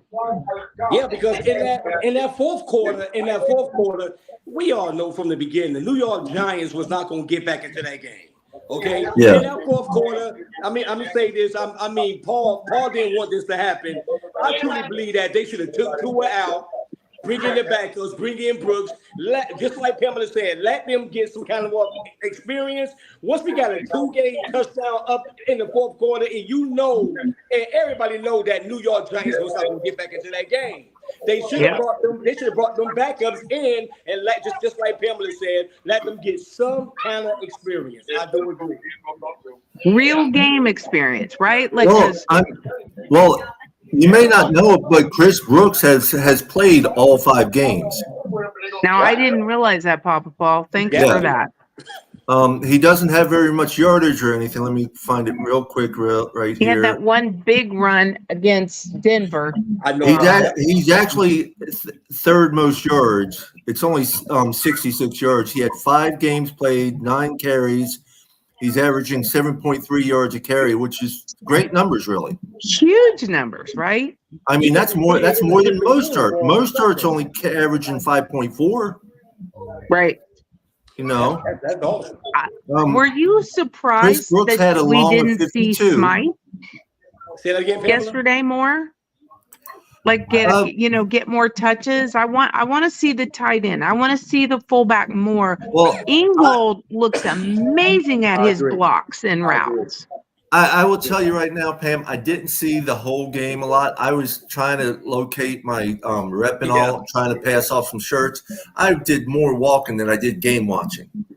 Sure did. And I was wore out, trust me, because I slept like a rock last night. Yeah. And I think I was asleep by 9:30. Yeah, he was. Nah, man, 12 o'clock. You was asleep at 12 o'clock. I looked in the living room. You was knocked out. It was 9:30, trust me. I can tell you what right now. I don't care what else is going on. When a Dolphin game is playing, I'm on it. And I'll be telling you, leave me be. If you want, we can celebrate after a great play, but when the play is on, my face is on that field. That would have been hard, Papa Paul. That would have been hard. Yeah. Like you said, some of those tight Dolphin ends. winners, I'm running around. Thanks for watching WCFL. Hit the like button. Yes. Well, we're still here, Dolphin winners, if you can. Dolphin winners. But I want to show up, Keith, they talking about Chan, because he was saying that, he didn't like him when they drafted him. They were saying he wasn't an every down back, and that's why he fell to the 3rd round. Well, thank God for that, and Coach McDaniel for pulling the trigger on him. Yes. Steal of the century, like someone said earlier in the comments. Yes. Yeah. But yes, Chris Brooks did play some fullback yesterday and stuff. They're working him in different spots as well. Oh, wow. That's cool. Yeah. I didn't realize that. I wasn't paying attention on that part. That's awesome. Well, Ingold, though, I'm telling you, the dude is getting some fantastic blocks, running some great routes. People are having to account for him. Mm-hmm. What I want to see is, like, I kind of felt like in a couple of those situations at the goal line, we could have thrown in Smythe. Smythe he's a beast. He's got good hands. He knows how to run good routes. He can take a hit, hold on to the ball. Like, I want to see it, I just want to see it all. I want to see 15 people get touches. But you know what? I think that's going to happen. I think it's going to happen. And it might just happen in the Philadelphia. Next game going to be a training game to me. Okay. But the Philadelphia game, I think we're going to see that because as each and every one of us know that Philly is not coming to play with us. They're not coming to play with us, and we're not about to play with Philadelphia. So, and then what you saying, Pamela? I think that's going to come true. A lot of our offensive players, tight ends, going to get touches. It's going to come to pass. I believe that. That wasn't. Oof. That's ahead. what makes us dangerous, right? Because Yeah. so you prepare for Tyreek like you're going to actually be able to cover that. Okay, try. Yeah. And you prepare for HN, you prepare for Mostert, you prepare for Yes. Waddle. Well, did you also prepare for Berrios? Did you also prepare for Ingold and Smythe? And, Craycraft hopefully will come back. And of course, Chase what's his Chase a pool. What's his name? Claypool. But Claypool. Yes. Yes. It's not even a skill position that they it's not even a skill position that they game plan for. You guys take a look. I think the blueprint that the rest of the powerhouse teams are going to take from Buffalo is to punch the Miami Dolphins in the mouth. And we got to see if we can dare them to punch us in the mouth. We got to be that team that say, you punch me, I'm going to punch your ass back. So until we get that, then a team like Philadelphia can absolutely negate all those players you just named because we can't get them the ball. Well, all the things though, when you look at that Buffalo game, once again, the referees were very biased, and we can expect that against Philly. If you don't expect it, you're not thinking straight because we're going to see it in the mouth, though. They punch us in the mouth. Yeah, but we like you said, we got to punch back. We have to punch back. We got to punch back. Like we got to. I believe that. Listen, Miami Dolphin fans have not seen nothing yet. I know we talk about the 70 points with Denver Broncos. Okay. Yep. Okay. But we have not seen nothing yet. I believe that one of these games, if it's going to be Philadelphia or Kansas City, I think Miami, we got all the weapons. We have not seen nothing yet. I believe, man, Coach is going to bring it all out. It's going to happen. But I don't know what game. But this season, Miami going to let all these weapons out and bop, bop, bop. You can't stop Miami. And I'll tell you, I believe you're totally right. Hey, here's a narrative we have to fight back against. Like all the haters outside of our fan base, they all want to say that the Miami Dolphins haven't beaten anybody. They beaten the sorry teams. But the biggest thing in the NFL is what they always tell you: you beat the teams you're supposed to beat. So now you're using that against us, and that is starting to seep into our own fan base. Well, I want to see us against one of the good because we haven't played but no, you beat the teams you're supposed to beat. That has been the template in the NFL for the longest. That's right. And the thing is previously we didn't, right? Like we'd win games we weren't supposed to, but the ones we were supposed to win, we didn't. So we weren't taking care of business. And all these now. Yeah, real quick, Liz was asking me how many yards do I think as a collective, the whole team, will the Dolphins have at the end of the season? Oh, nice question. Well, Right now, they're on goal to reach over 8,800 yards for the season. Yeah, that's unheard of. But I have a feeling, really, to be honest with you, I think they're going to go over 9. Wow. Paul. There's going to be some games that we have another 600-yard game, like we had that 700-something yard game. Yeah. What is the NFL record? Can you look that up? What's the NFL record? Let me see if I can. Yeah, I'll look it up. Go ahead. Wow, that just sounds like it might be in the high 5s or 6s, and you're going. I love to see it. If we get 9,000 yards, Matt in the NFL game wouldn't know how to handle that. They wouldn't know how to wait. It says the Chiefs last year 5,570 yards. He said 5 or 6 in the NFL record, but over 9. Hey, that's possible. Ooh, that would be lovely for every Miami Dolphin fan to see that, man. That's another record that'll never be broken. It's gonna be more, and you know what? Too on top of that, it's gonna be more hate towards the Miami Dolphins. Yep. Dude, we're halfway there, and we only played 5 games. 5 games. 5 games. Well, and the thing about that stat is actually it's the Saints have the single season record. 2011, the Saints made 7,474 yards. Mm-hmm. Okay, through 5 games. What was your stat on that? I see 5,562 yards in 2011. 2011. It's right here. That's on StatMouse. It's 7,474 yards in 16 games. I wonder if that is 2013. Broncos had over 73 yards in 16 games. 73. But we're still a third there, only playing 5 games. We're a third there. We're as far as most yardage in a game, our yards, we're in 5th place for overall, and that was back in 1984 with Dan Marino at 6,936 yards.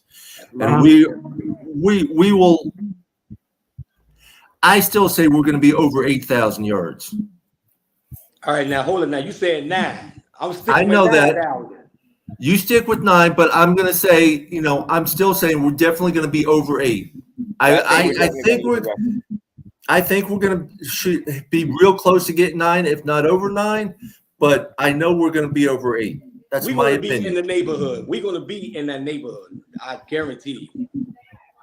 I don't know where all these stat discrepancies are coming from. Because Kansas City last year in 17 games had 7,032 yards. 32 yards. And the Dolphins in 84, 6,936 yards. Yes. And that was in 16 games, where Kansas City last year was 17 games. The biggest average is, in 17 games last year, they averaged 413 yards per game. Right now, we're averaging over 500 yards a game.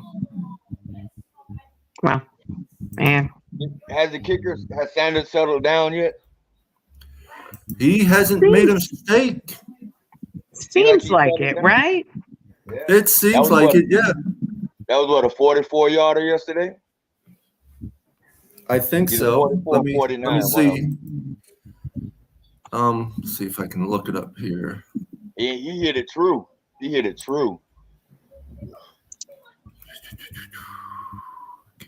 Jason Sanders. Yeah, 45 yard. 45 yards. He's settling down. Yeah. Yeah. And if I'm not mistaken, he should be.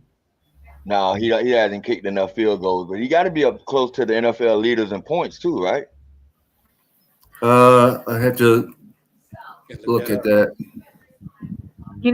Keith brought up a point. If we thought that they might line up Claypool as a tight end, he's a huge guy, right? Huge guy. 6'1", 6'2", yeah. Oh, I thought he's 6'4". Oh, wow. I think he's 6'4". I'll look that up, but I think he's 6'4" too. Yeah, he's 6'4", 238. 6'4", 238. There you go. He's not a tight end because he's not a dog. 6'4", 238. He's not a dog. But you look at somebody like Kyle Pitts. I would say he's kind of like a Kyle Pitts. And we have a way of using tight ends as wide receivers and wide receivers as tight ends. We do have a history of doing that. So I don't know. Interesting thought. How tall was Alendo Gaskin? He was a tall guy too, right? About 6'2". About 6'2". Amari Gadsden? No, Arande Gadsden. Arande Gadsden. He was about 6'2". He was real tall. But that was tall. That was tall back then. That was really big for a receiver back then. He used to snatch the balls down with one hand. Remember, just take them balls out the air. The most beautiful receptions, and when I think of anybody in the NFL, nobody laid out and reached out more than Arande Gadsden. I mean, just so beautiful. But then he dropped like an easy pass, right? Yeah. You know, if they was on this panel, who might disagree with you about that? Chris Chambers might disagree a little bit. That's right. That's his definitely. Chris made some amazing big catches too, like that. Yeah. Yes, he did. Yes. He's 6'2", by the way. Actually, Rondé Gadsden. right now, as far as point leaders, yeah, we're the closest we have is actually Mostert with 48 points. Yeah, he hasn't kicked enough field goals. That's why. Yeah, and he's in 5th, and then down in let's see, in 11th is Achan is in 11th. By the end of the season, it'll probably be a kicker who will be they normally are the number, the top scorers in the league. Yeah. They kick field goals. Achan's got 42. Yeah, Jason Sanders only has 37 points right now. Okay. And Jake Elliott from Philadelphia has 59. Yes, that's your leader. Yeah. And that's 16 field goals and 11 point after. And in the last 2 years, you guys have seen him up close. I haven't seen him up close because I'm a 53-year-old father with a 3-year-old son. So. Which I just think is awesome. and I haven't seen him on the field that much. And I didn't realize how thick Cedric Wilson was. Like, I didn't know he was built like that because I haven't seen him play. He hasn't played. Yeah. So, but yesterday I was looking at this guy running the ball and like, he's bigger than Tyreek, right? Not just taller, but he's like thicker than Tyreek. Or close to him because he looked pretty big yesterday. Hey. Yeah, Tyreek, he have a little size on him, but when I came up, shout out to Steve Malloy watching us on YouTube. What's up, Steve? What's going on? Yeah. I don't know if they won the Super Bowl that year or not. I don't know who won the Super Bowl in 2011. Probably the Patriots. 9 out of 10. They're always winning all the Super Bowls, right? Liz, I don't know what you're smoking, but if the Dolphins reach 17,000 yards during the 2023 season, good God Almighty! All I got to say is, if the Dolphins get 17,000 yards, that means they are 16-1 regular season. So they're 19-1. Yeah, exactly. well, all I got to say is that everybody, the NFL, y'all better put your seatbelts on, because just like Paris said, we have not thrown out this offense yet. We got so much that we are just waiting to unfold, and it's gonna happen. Explode, bam! Yep. Yeah. There's no reason to roll it out yet. We haven't needed to. No reason. Listen, I know we talk about the the Miami Miracle did 70 points, but it's about to explode, man. I got that shirt on right now. Oh, you so there's the play. They're gonna play. Hey man, listen, man. Right across her chest. Hey, right across my chest. This the play. hey, listen, man. We talk about the Miami Miracle and all that, man. Just like Bam said, boy, you better put on some seatbelts, buckle up in your car seat, sit back, get your popcorns, relax. Yeah. Because y'all about to see the greatest show. Somebody said the greatest show on grass. I think it was Shake Money, right? But, yes. Y'all about to see the greatest show, Miami Dolphin fans. Get ready for it. Get ready. Get ready. You know the Miami Miracle. This year, Miami Miracle isn't in my top 5 of greatest Dolphin moments. I don't have the same feelings that you guys have because of the season that year. It's just not that big a deal to me. I got other Dolphins plays that I hold way higher than that. I agree. I agree. What is it? Give me one. Well, my favorite Miami Dolphins play of all time was Dan Marino blew out his Achilles and completed that pass. But I'm a quarterback, and Dan Marino's my god. Dan Marino's my god. You know what I'm saying? So that's my favorite all-time play. Well, another one is Fitzpatrick. Okay. That no look with that twisted head, no look completion for the yes. Hold on for that. I'll tell you what makes it. Go ahead, Pierce. What was the best play? The one of all time when Miami Dolphins was up there playing against New York Jets when Dan Marino called that fake. What they call that fake. Well, that was in Miami. Remember? That was in Miami. That was in Miami. That was in Miami. Yeah, the fake spike. Yes, that was a great No, that was play. in Miami. It was Miami. I thought it was in New York City. No, that was in Miami. Oh my God! I think another play that Paris, I absolutely love. you burnt a few brain cells yesterday doing that dance. I'm not gonna Another dance play no more. was, I ain't dancing no more. I quit. Lamar Miller's 98-yard touchdown run. Like, I remember when he got through the line, I just started screaming at the television, "Stop running. Y'all stop running. Just stop running. You won't catch him." And Brent Grimes, I think the Brent Grimes play is like my number 2 all-time favorite play. The interception. Yeah, but look, when we look at all these all-time good plays, like I said, a miracle, and all this other stuff. Guess what? We got some good stuff coming now. I mean, that's going to add on to all the old times, add on to the 1972. It's going to add on. Man, Miami, there's a whirlwind coming. There's a Category 5 coming. They better embrace, because the Miami Dolphins going to bring it. And Coach McDaniel, he's doing a good job. Not only that, he was in that science room getting things ready, and we're looking at this. I think it's that how you say it that he used to get this liquid experiment with this. He was in that lab for a long time, and guess what? A Category 5 is coming, and Miami is going to shock Miami, Florida. It's coming. It's coming. But get ready, fans. Get ready, fans. Get ready. Can't forget the best general manager and the best owner in football. Come on, Joe Robbie. Well, I can tell you the thing that was so priceless about the Miami Miracle, the thing that just made that look, to see the little party on the side of the Patriots, and you see Pansy over there just all cocky and this is so funny, and they throw what's his name out there, Gronk to try and be like their safety blanket. Who made the call? Kenny Albert? Was that Kenny Albert, or was that no, it was Kevin Harlan? It was he doesn't have the angle. Oh, that was calling it. Yes. Yeah. And the thing that was so great is to rip that out of their little greedy hands, and to see Pansy turn his little face around going like, what?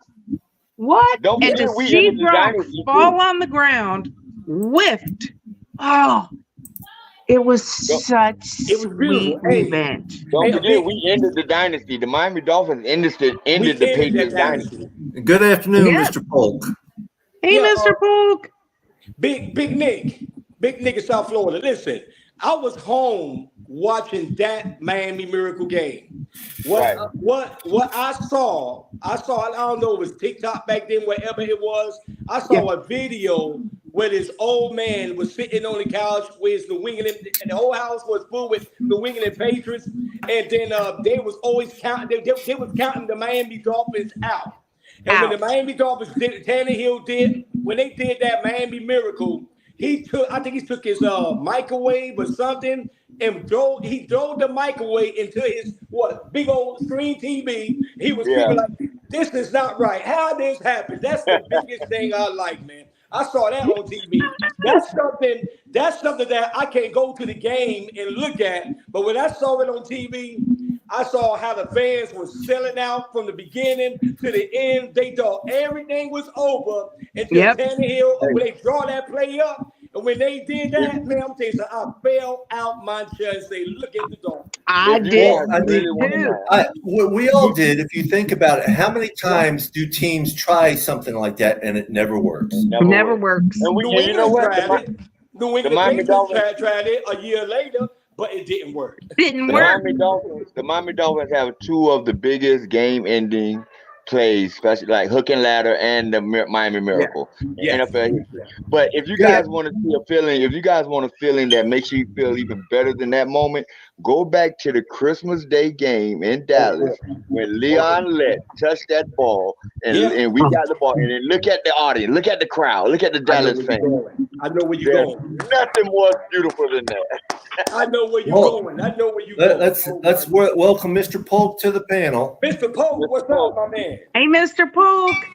Hey, Crazy Dolphin fan. how's it going, Papa Paul, Big Nick, my sister Pamela, and my brother Paris? How's it going? We're doing good, Mr. Polk. How are you? Welcome, my brother. You guys keep talking. You guys keep talking. Talk about the Dolphins, all that stuff. I'll be right back. Go Okay. ahead, Pope. Since you in the panel, Pope. What's up, Pope? Speak your dream. What's happening? No, one of my I was listening to. I caught a tail end of what y'all talking about. One of my biggest plays was the Wildcat with Ricky Williams and Ronnie Brown. We played New England with that, and we caught them off guard with that. And if I'm not mistaken, we beat them. Yeah. we did. Ronnie Brown scored 4 touchdowns that game. And that was Yes. the game we went on a 10-game winning. I think it was we finished 10-6 that year. We started 0-2, and we finished 10-6. Right. And Great, caught great them. example, Mr. Polk. Man. Yeah. Great. Yeah. So those are our favorite plays. I'm going to tell you my all-time heartbreaking. And it's not a series of plays. It was a game. And I believe it was a Thursday night game, maybe a Sunday night game against Benny Testaverde and the New York Jets. And we was beating them something like 38-10 or something like that. And they won the game. Oh, man, that's my all-time. That's why I hate the Jets. I have no love for the Jets at all. That was the worst game. I mean, I was just having me a cow that game. All right, Dolphin Hey, winners. Dolphin winners. I don't know if I'm saying the name right. How many of y'all remember? I think his number was number 9. Jay Feely or Jay Feely? Jay Fiedler. Fiedler. I don't remember that. He was an all right quarterback, right? Yes. It was decent. We had an AJ Feely kicker. Right. Jay He Fiedler. was a Tony Romo. Yes, Jay Fiedler was a Tony Romo. he was. Yeah, he was. Yeah. Enough to get you there, He was enough to get you there. Number 9, right? Number 9. Yeah, Jay Fiedler he went to Ivy League school, and the only reason that we signed him is because he came in mop-up duty the year before against Jacksonville when they beat us 63-7. Yes. He came in mop-up duty, and he played pretty well. Because I didn't want Jay Fiedler to be the starter. I wanted the kid that backed up Dan for years, Damon Hewitt, to be the starter. I wanted him to be Hewitt, yes. Facts. Yeah. I felt the same way, Big Nick. I felt the same way, man. And Hewitt looked so good in at the Texans, right? He looked so. Was it Texans or I think he was Atlanta and then Texans, right? Damon Hewitt wound up going. I want to believe Damon Hewitt went to Detroit or Minnesota, one of those teams. Yeah. You talking about before he came to the Dolphins? No, after he left the Dolphins. After, yeah. After he went.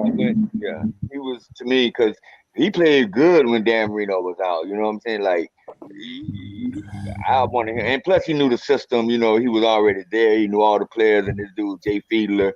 The only reason we got him because he went to Dartmouth or Ivy League school. Dartmouth. That's it. Yeah. And I was never really a big Jay Fiedler fan, but he was just a Miami Dolphins quarterback. So he was tough. Yes. Man. He was tough. He actually, I think, got a lot of hate he didn't deserve because he was actually a decent quarterback. Yeah, but our team wasn't really set up great. There's my brother from another mother. What's up, Paul? If he tried to throw that sideline pass, it was 6 the other way every time. I mean, I don't think I was home 10 minutes before I started the show. He was antsy, ready to start the show, talk Dolphins football. I mean, I told him to get himself together before he started anything. I mean, dude, the show gonna be here regardless, no matter what. Life comes first, my friend. I was together. He got it all together. He got it going. He was speeding to get home to get to this show. He was speeding, literally. He messed around, got 5 tickets on his way from my house. Hey! I only got one. Put your business out there, my brother. But hey, I only got one. And I blame it on the roadway too, though. How you gonna drive 20 miles per hour in a school zone? It wasn't even in the school zone. It was on a back road. It's on Highway 41. But it starts off, you get on it at 55. It goes down to 45. Okay. Then it's back up to 55. Then it goes down to 45. Then it's back up to 55. And it did that like trap. Hey, welcome to Miami. That's exactly what it was. Miami. Welcome to Miami. I try to warn you. Welcome to Miami. That's the way we Oh, roll. you didn't try. What do you I'll do? be damned if you ever try to warn me. Do you go straight to 27th, or do you get on 95 at all, or? No, I was down. I left this morning from Paris's house in Homestead, and it took me up to 41 and cut across 41 to 7. Oh yeah. Oh no. You love. Oh no. Hell no. Listen. Nobody works in Miami. Everybody works in North. So that time of morning leaving to Miami is horrible. Yeah. Well, that's why it took me that way to go around the back way, because I got to go to the West Coast. Oh yeah. No. Mm-hmm. Yeah, man, But then you you get on this road where there's no vehicles on it, and it goes from part of it was construction, which I understood why it went down to 45, but then there's no construction, and it still went to 55 to 45, 55. Okay, a little bit of advice for anybody who doesn't live in South Florida. When traveling to Miami, you go to Miami in the morning. In the morning. You leave Miami in the evening, right? Because everybody works in Broward that lives in Miami. Yeah, so okay. going northbound is impossible. And that's why I went the back way, which I don't have a problem with. I understand. But that up and down on the speed limit is BS. Yeah, man. But I told Paul that. I said usually, man, when you leave my house, especially on the weekday, you have to leave about 5 o'clock, about 5:40, because if you don't leave at that time, you got all hell going right back down, going from what south. Well, there was already an accident on Ronald Reagan Parkway. Yeah. And I don't mind going the back way, but that BS of a speed trap, as it really is bullshit. And that's Yo, what it you were is, doing a you trap. was in there. What it was you was putting some shit on and you was jamming out. You said fuck it, and you decided to do 60 whatever, and that's what the fuck it was. Well, you know what? It's Victory Monday. What do you want? Paul, I was done just like you. I put on my tunes, I totally jam out, and I hit the gas. To be on the good side, I actually thanked the officer for giving me a ticket. He did. I thanked him. But I said, I normally don't speed because I normally don't speed over the speed limit because I am total. I'm like, why do we even have speed limits when nobody abides by them? And I told him, and he, and then we started talking about Miami Dolphins and stuff. Yeah, keep going. So, and then he said, just if you get no other tickets between now and then, take it to court, and I'll do what I can to take care of you. What did he copy? What did he write on the ticket? Wait, hold on. No, he's not finished. Let him finish. He went back to his car and put in notes about me and stuff. I said, because I said, we need more officers like you, because people, I see there's times I'm on the highway doing 70, 71. There's people flying by state troopers and other things, and they're never getting pulled over. 100%. I ain't gonna call And you. as he says, he goes, I try to keep my stuff honest. He goes, but I'm only one person. I said, I know. I said, we just need more people like you, and I appreciate you very much. I shook his hand a couple of times. We talked Dolphins, and Dolphins are his second favorite team. His first favorite team is Dallas, and he's got a split family, and everything. But he loves the Dolphins, and he thinks we're doing great this year and all that. But he's gonna do what he can, which I believe. I don't know what he can do. If I am going to, I'm going to take it to court, and it's a Zoom court. I don't have to go down there for court. Oh, Okay. Because if he doesn't show up, it goes away, Papa Paul. Well, Exactly. it's because of the road I was on. Mhm. Well, I'll say this, man. Do you really Hold up, wait, hold do up, you really winner. go ahead? Hold up for a second. You you know, Because he patrols. y'all know on this panel, Paris Love, I'm not bright. I just want y'all to know, and these Miami Dolphins fans, I ain't bright. And y'all know that Paul is my brother from another mother. I love him like my biological brother. That's how me and Paul roll. But the minute the officer gave Paul, we got to tell the truth on this panel. The minute the officer gave him that ticket, that officer said, "Fins up, congratulations. Take this ticket and be gone." That's all. I'll tell you what, Paul, you messed up, and I'm gonna show you how it should have gone down. No. I first, Pam. First of all, I don't have any of these. I don't have any of these. Well, Second of all, I did tell him, I did explain to him my wife's going to kill me on this. I said, because she sells insurance. Because she knows what it's going to do.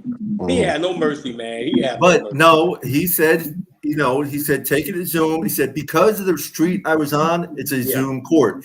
Because he patrols 75 also. And he said, if it would have been on 75, I would have had to come down to go in court. Okay. If he gonna do it out, He won't show up, Paul. Yeah, that's what he was telling you. Yeah. Show up on the Zoom court, and he won't be there, and the ticket gets thrown out. That's basically what he said. He goes, I'll do what I can. He said, but I can't tell you any more than that. Yeah, that's true. That's true. He won't show up. And that's how. But usually just show up. Give you a warning. They'll give you a warning before anything. Fans up, everybody. But it was after. It was. All right. It was after he gave me the ticket that I just told him thank you, because I deserved it. I did, and we talked, and we were very nice, and it was Officer Diaz, Luis Diaz, I think, and it was just we had a few minutes of talking about football and stuff as well, and it was all good. I'm fine with it. I really am. I'm upset with myself more than anything. Yeah. You really gonna trust a guy that's a half Dolphin, half Dallas fan? I don't trust it. He's not half and half. Miami is his second favorite team. You either have one team or you don't have. He's extremely excited about the Christmas Eve game. You either so he's gonna be like, yay, yay, yay, yay. No, that doesn't work. No. He wants like you should. He wants Dallas. He's going to be crying. He's going to look like this is him at the Christmas Eve game. Yeah. He's going to look just like you should have looked in that. Yeah. Okay, go ahead, guys. Give me 1 minute. Yeah. You got to turn on the tears. It works. It works, right, Pam? I know what. Hey, it worked for me. He gave me a warning. Pat, did you get a chance to see Chris Brooks, even though they put him in the fourth quarter? Did you get a chance to see him? But you know what? Paul just was saying that, and then I kept saying, did he play? Was he in another uniform? Because I didn't get a chance. Paul saw it, and Paul was in. He was in and upstairs around the whole stadium, and I couldn't. I ain't see it. I didn't see it. Yeah, because they changed the number to 35, but I got a chance to see him a little bit, man. That's they did change his number. Okay. Yeah, he's number 35. All right. So he's 35 now? Yeah, he's 35 because they gave 33 to the defensive back that we just Apple. Right. Apple. Yeah. Because I noticed that because I said Apple wasn't wearing 33 last week. And I was like, that's 33. I was like, That's okay. Yeah, I didn't see him though. I didn't see him, man. I didn't. But the reason why I bring this up is that I was watching the game when I was watching the game yesterday. It was we were in the red, if I'm not mistaken, the red zone. Yeah. And Tua threw the ball. They ran the pass play, and my thing was that wasn't a good idea because you have all the defensive backs right there in the end zone, and when you got a receiver running in there, you're thrown into a crowd. So Sure. this was the time to me where you bring in your Chris Brooks and Yeah, let him pound it into the end zone. I agree. I And then agree. also too, you do the same thing on third down plays. Hmm. Don't I mean my concern is that, because now everybody keep talking about Jeff Wilson. I don't I'm gonna tell you the truth. As far as our running back roster go, I'm happy with Mustard, A Chain, uh, um, Salman Ahmed, and Chris Brooks. Yeah, If we bring Jeff Wilson back, it's talking about, well, you can put Chris Brooks on the practice squad. That man is not gonna sit on the practice squad because somebody gonna grab him quick, yeah, That's and he's a good absolutely back. right. He's a Yep. good back. So we need to start using him, like I said, in the red zone and in third down plays. Start We use using him the in the man. Philly game. I think we're going to use him in the Philly game. I'm just got this feeling we're going to use him in the Philly game. I got a funny feeling Claypool will be playing in the Philly game, and I wouldn't be Oh, surprised that's right. if You Nick got Needham Claypool comes too. back That's for the right. Philly game. I would be surprised. Nick Needham makes his season debut at the Philly game. Don't be surprised. Oh, okay. I think me and Pam was talking about that. I think we gonna let all our weapons show. Yeah. It's just a I'm matter of gonna be time. honest with you. I would honestly. This is just my observation. My observation would be if you're going to bring back Nick Needham, you see how he looks this week during Yeah, practice, and see Mm-hmm. how he is. And he comes, and if he can play this, if you can let him have a couple snaps this week coming up against Carolina, I yeah, would do it. If you There you feel like go. you should rest him one more week and let him rest until you get to Philly, then hey, I have no problem because we're going to need finish.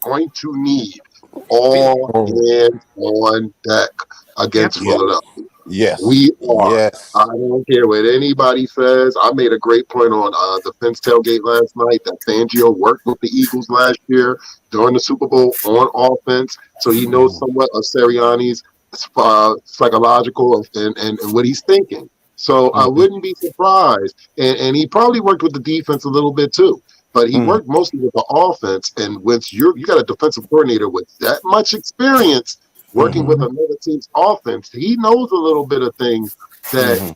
little tendencies that other coaches might not know. And that might come back and backfire in the Eagles. But I'm going to say this, and I think we all agree with this. I know that we had 7 sacks yesterday. I know we haven't given up an offensive touchdown yesterday. I Yeah, get that. But our fundamentals got to tighten up. They got to Yes. yeah, tighten up. We Yes. can, Yes. Philadelphia will be one of those teams. No disrespect to Carolina next week. I Mhm. believe that we will handle Carolina next week very single-handedly. But Philadelphia is a team that will sit there, one missed tackle, they will make you pay. yeah. They They will make you capitalize pay. on They it. are Yeah, very physical. They're extremely physical. And they Mhm. know this is personal for Hurts as much as it is for Tua. We Yeah. yeah, all know what the script is. The script is right in front of our face. You Yep. Mhm. can't write about a script. yeah. Alabama versus Alabama. The man that The Alabama. started the Alabama national quarterback. championship to the man that won the national championship. You Yep. cannot write a better script at all. There you go. Well, and if you look at it too, one of the things that really makes that Philly game harder is the fact that Philly is at home. They're going to get Yes. home Yeah. cooking. They were Mhm. in the Super Bowl. This is going to be a dog fight. A Yes, it is. dog fight. Mhm. We got to be up for it. And like more dogs we have in it, the better chance we have to win. I Yeah. Because agree I'm gonna with tell you something. I was hearing you guys talking while I was out, and I'm gonna tell you something. Paul brought up a great point. When I was at the Patriots game, I had the fine, beautiful Latina chick, and she couldn't believe her face when and Chain ran. She couldn't believe Mhm. her face. She was like, her face was like, "Who was that?" I said, "Oh, that's our rookie." And everybody was looking like, you could see everybody in our section was like, what the fuck? Who was that? Mhm. And I told him, I said, no disrespect, but y'all still haven't seen the best of us yet. We Mm-mm. trust me. No. I said the playbook is still not fully opened up yet. It's still a lot of stuff that we're going to do. And I'm going to tell you something. I will say this. We have to win the statement game. We're going right back to what I said about Buffalo. Buffalo was the statement game, and we failed. Yep. We beat New York because we were supposed to beat New York. No disrespect to the Giants, but we were supposed to beat New York. I seen a guy, I was on my way home yesterday, seen a guy, and I had my Dolphin stuff on, and he was a Giants fan, and I looked at him, I said, sorry. He said, bro, listen, he said, it's my team and all, but we've been in turmoil for the last 15 to 20 years, and he's a true fan. He said, since our O-line went down, Eli retired, everything with the shit. He said the owners are not doing what they're supposed to do. It's a lot of shit in the front office. And this is within a 5-minute span. This man is telling me this. So that's a true thing. He said, you guys did what y'all were supposed to do. Y'all beat our ass. If we would have won that game, I would have been definitely surprised. And I said, it was fine. Always hats off to the Giants, though, right? Always hats off to the Giants because of saving and helping to preserve our perfect season. Always hats off to them. They are very respectful to me, very respectful. They're very respectful. I know that for a fact. On the other end, I went into one of the stores around the corner here, and I seen my buddy. He works there, and he has this old Kelly Green Eagles jersey on. And I said, "You got the wrong colors on." He said, "No, I don't." I said, "You'll find out in 2 weeks. You will." And he said, "Yeah, all right." I said, "Listen, that undefeated season is gone." He said, "Y'all can win next week. Win next week. That's fine. I think they play the Jets next week, if I'm correct." So I said, beat the Jets for us. I said, we beat the Giants for you guys. Beat the Jets for us. You beat the Jets for us, and we'll take care of the NFC East guys. But when we face y'all, that's 6. It's gonna be 6-1. It's not gonna be no 7-0, my friend. And he said, all right. I said, okay. So I've been trusting. I've been chirping. Trust and believe. It's huge. It's huge when you watch watch that game last night. When you look at San Francisco, man. I mean, looking at Purdy is just growing up right in front of everybody's face. He doesn't look like the guy that's managing any longer, right? He is leading that team. He looks so good. The story is they want revenge. They want revenge on Philly. That's what it comes down to. First week in December, San Fran comes to Philadelphia and plays Philadelphia here at the Link. The last time they faced each other was the NFC Championship game, and Purdy got hurt. And they sat there. And there was a fucking shit show after that. Eagles just rolled over them. They want blood. They want. Trust me. They want Philly. They are playing with a purpose. They want Philly. They want them. Yeah, and I think San Fran is the better team of the two of them. Yeah, I think San Fran is probably top 2, top 3 easily in the league right now. And I place us in that. They look like us on offense. They look like us on offense, but defensively they're a little bit. I think defensively they're scary as well. So a little further along right now. Yeah. Well, as I said earlier, Mr. Irrelevant has become very relevant. Yeah. Yes. Yeah. And you look at the games we have in front of us. I mean, I don't want to see anybody overlook the Panthers. The Panthers have played better over the last couple of weeks. If you paid attention to what they're doing, they looked better. Their defense was looking pretty darn good. Was it yesterday or last week? I can't. It all runs together a little bit, but they are looking better. They're getting it together a little bit. I don't think they're going to beat us, but I don't think we ought to overlook anybody. Go play your game, do your thing, do what you're supposed to do. If we get out in front, you can experiment some more, but get the game in hand first. Play the team that's on the field. Yep. Do your job. Do your job. Yeah. That's one thing we have to look at it this week. That all of them is NFL players. So you cannot overlook them in the NFL football team. You never know. And Carolina, they play a whole lot better than the New York Giants. So just like Pam, we have to be ready for anything. Yeah. For anything. Yeah. And it's like their Super Bowl, right? So when they play us and nobody believes they're going to win, They have nothing to lose. They're going to come in there. This is going to be their Super Bowl.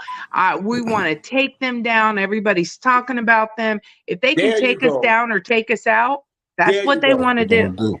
There you go. They want their props. They want their props, man. We went into Miami, and it's so-called a best team on turf. We went in there and showed them. That's what they want. They want their credit. They want their props. And that's what they're going to try to do. So Miami Dolphins must prepare and get ready for this game coming up. That's right. Don't overlook them. Don't look to the next week. Play what the game in front of you right now. One game at a time. One game at a time. And do your film work. Go back and look at films or in the appointments that we play. Look at the film work. Do the preparation. Now, one thing I will bring up to notice is that we didn't really pull out the playbook yesterday. We didn't see all that the motion and stuff. They were doing the basic, and I can understand that.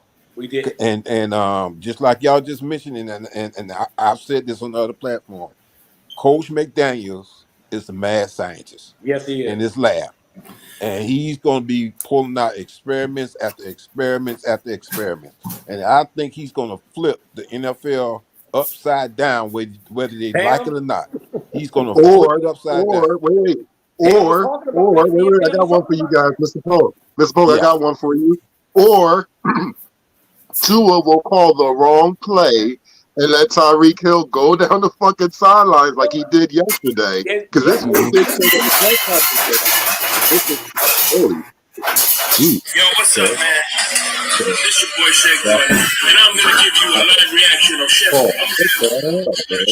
Famous cupcakes.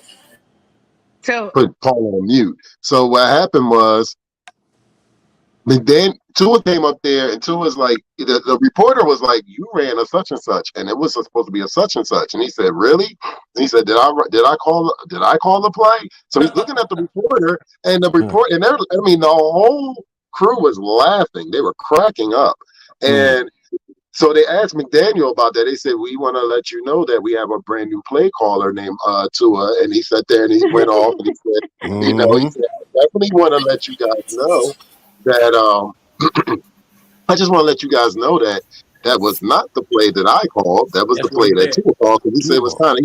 He said, "I'm not going to lie to you." He said, "This is interesting. Tua knows something that I don't know. Okay, let's let it play out." So he wasn't mad. He said, "I wasn't upset," but he said it was kind of interesting seeing Tyreek go up the sidelines, and I'm like, and all of a sudden it scored 7 points. So he said, 6 it points. was amazing. He said, I didn't have a problem, but he said, "I'll be honest with you, that was not the play that I called," and he called a play. He called a complete play himself. So what he said, I don't got no problem with that. He saw something, and he might have seen something that he and he said he decided to run that instead of what I called. And I feel comfortable that I have a quarterback that actually might have made a mistake, or he might have seen something. He won't tell us that. But what I will say is, I like that Tua is now starting to get that comfortable that you can call a play where you feel like, I see something different than what you see, Coach. Let me take care of this. Now that's beautiful. Leadership. Give a shout out to Nacho Fins watching on YouTube. And as he says here, Dan Brooks and Julian Hill tight end were beast blocking. Watch the tape and see each one pancaking a linebacker. Yeah. Nice. They sure were. They were. But I'll tell you what, though. One thing as far as letting down the quality of your play. So if you don't give all you have to the Carolina game, what you have done is you have taken your momentum and you have set it aside. That kind of thing can send you on a downward spiral. So our coaches need to be sure, and those players need to get in each other's heads and faces and be saying, this is not a letdown for us. We need to keep on the roll, keep the momentum, continuing to get better every week. Yeah. Because as an athlete, a trained athlete, what you do trains your body a certain way. And if you let down on that training, You can mess yourself up for a couple of weeks. So I want to see us just go for the jugular. I don't care that it's Carolina. Go for it. Well, Absolutely, I'm with you. that's really what I wanted to see yesterday, Yeah. and it wasn't. Right. But you know what? I actually had to sleep on it, Paul, because there were some things that we discussed, and I had to sleep on it. I mean, I will say I'm still a little disappointed with a little bit of our fundamentals. I'm happy with the victory. And the craziest thing, I had to sit and just get into my thoughts myself. We quietly put up 500 yards again. We quietly sat there and had a 169-yard rusher with 2 touchdowns. We quietly sat there and moved, even with the interception that shouldn't have been an interception. Which He only had 1 touchdown rushing. Well, my bad. Okay, 1 touchdown, but he had 169 yards. Yeah. Mm-hmm. Like, Tua bounced back from the interception and showed that he was a leader, and I appreciated that again. And the defense did make plays when they needed to, which I will applaud Xavier Howard saving that crazy ass catch that was about to make. He saved it. But you can't, like I said, Carolina, you can't do that against Carolina. Carolina is sneaky good. They put up 24 points, even though they lost 42-24 against the Saints yesterday. You can't quietly sit there and say this team's going to just be, we're happy to be here. We're on vacation. We're going to go to South Beach, take an ass whooping, and go home. They're not doing that. It's their Super Bowl. Because they are. We're going to get some Dolphins. They pissed off and getting beat 42-24. So you already know. We better wake the fuck up, or we can easily lose this game. Yeah. Yesterday, Chan actually had 13.7 yards per carry. 11 carries for 151 yards. That's incredible. And the vision that A-Chain has, I haven't seen before because, I take it back. You've seen before. It's just been, you've seen it before. It's just been decades. Right, exactly. Because if you watch him, he's not just running behind the defense, the offensive lineman. He's running and looking for a hole to hit. And when he's very, as Pam said earlier, he's very patient. Yeah, exactly. He waits for that block to open up. Right, and the running back you remind me of is the one that was with the Pittsburgh Steelers. The big dude? What's his name? Because he was kind of tall. He was with the Pittsburgh Steelers. Oh, I didn't tell me. Ben. I can't think of his name right now. But this guy used to run patiently as well. Oh my goodness, I can't think of his name. Yesterday, Tyreek Hill had only 8 receptions, but 181 yards, averaging 22.6 yards per reception. That's mad. That's mad numbers. That is mad numbers. That is literally. You think about that for a second. 8 catches for what? 181. 181. That's mad numbers, man. That is mad numbers. And we spread the ball around. He still got that. And when you see him get the ball and running, he is. So he's not going, I'm that guy. I've got all these numbers. That guy plays like a pit bull. He plays so hard. We spread the ball around, not as much as in other games. We only had 8 different receivers. Right. I say only, but that's a lot of different receivers. Yes. Yeah. But we've had as many as 14 different receivers in a game. Well, I couldn't remember how many people, got touches in a game. I know we had 9 and 10. Like I couldn't remember just how many. I know the first game, right? We spread the ball everywhere. That's the guy I was talking about. Le'Veon Bell. That's Le'Veon Bell. That's what I was thinking, and I didn't say it. I should have. Tua was 22 for 30 for 302 yards, 10.3 yards average, 2 TDs, but he had 2 interceptions also, which we got to stop doing that. That one in the end zone shouldn't have been, because it should have been a pass interference that was right in front of the fucking referee. Yes, I stated that. I want to thank Pam for her narratization yesterday because she had me cracking up at work while I'm watching it, and I got it going to my Bluetooth. It was comical. I'm just sitting there laughing. What the? And I'm sitting there I'm like, they're like, what are you watching? I said, I'm watching a game, but I'm watching it on Facebook, and somebody is streaming it on, and they were like, oh my God. They're like, she's going off. I said, that's Pam. That's our Pam. That's Pam. I I said, y'all can't just help don't it. know. She can't I help it. I can't said, help that's it. Pam. I said, when The you're an pressure to enthusiast, hold that stuff in would blow my teeth out. I can't. Passionate. She's very passionate about the Dolphins and about the Gators. I admire that. She's one of those rare Dolphin females that really know her stacks, know the Yes. game. Actually, I was wrong. We only want to pull her hair out. That's the type of Pam I know right now. I miscounted. We only had 6 different receivers yesterday. Oh, okay. Yeah. So receivers or you mean offensive players that got touches? Miami receiving with Tyreek Hill, Cedric Wilson Jr., Jalen Waddle, Devon Achane, Raheem Mostert, and Braxton Berrios are the only ones who received a ball. Okay. New York alone had 11 different players that made a catch. Yeah. I think I saw their water boy come in one time. Now, do y'all think Waddle is still a little bit hurt, even though he played yesterday? Because we talked about that earlier, Mr. Pro. I don't know if he's hurt as if he's maybe a little gun shy. Ding up. That's what I meant to say. Maybe he's a little dinged up. Yeah, I think so. He doesn't want to miss any more games, so he's being a little cautious. Right. Yeah. Right. I agree with that. But guys, I gotta go. Talk to y'all in a minute. See you Sunday, and I can't wait to see the good news. Everybody waiting to see. So I'm gonna leave it right there. I'm not gonna expose it. I'm gonna run from it. See y'all Sunday. Fans up. All right, Pam. Love y'all. Family. Appreciate you, Pam. All right, Pam. Winners. I'll see you Sunday. See you Sunday too. I'm definitely gonna see you. Peace You out. can't miss me, man.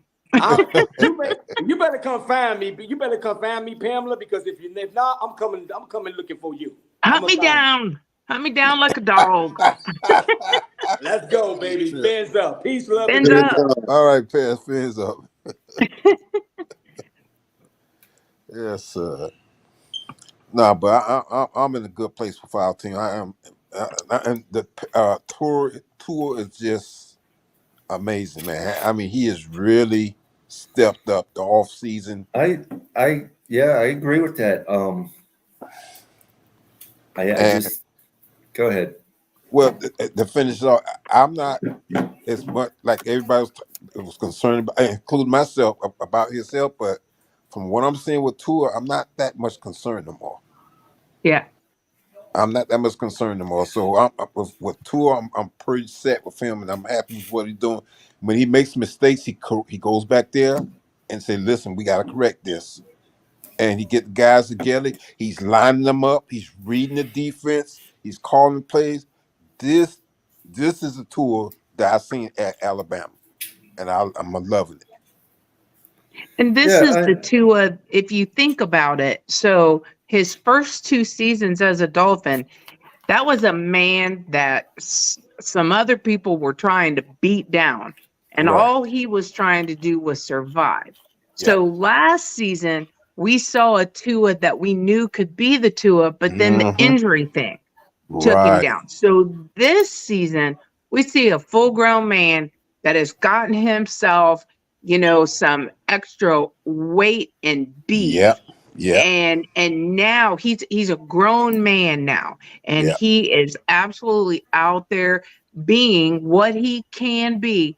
And when you watch him, there's no way you can say the jiu-jitsu didn't help, because when you watch him take a fall, it is different. It shows. It shows. Plus he changed his helmet also. I like that he got that special helmet. Papa Paul, you look exhausted. Oh, yeah. I'm reading some of this stuff and everything. Did Kohu play yesterday?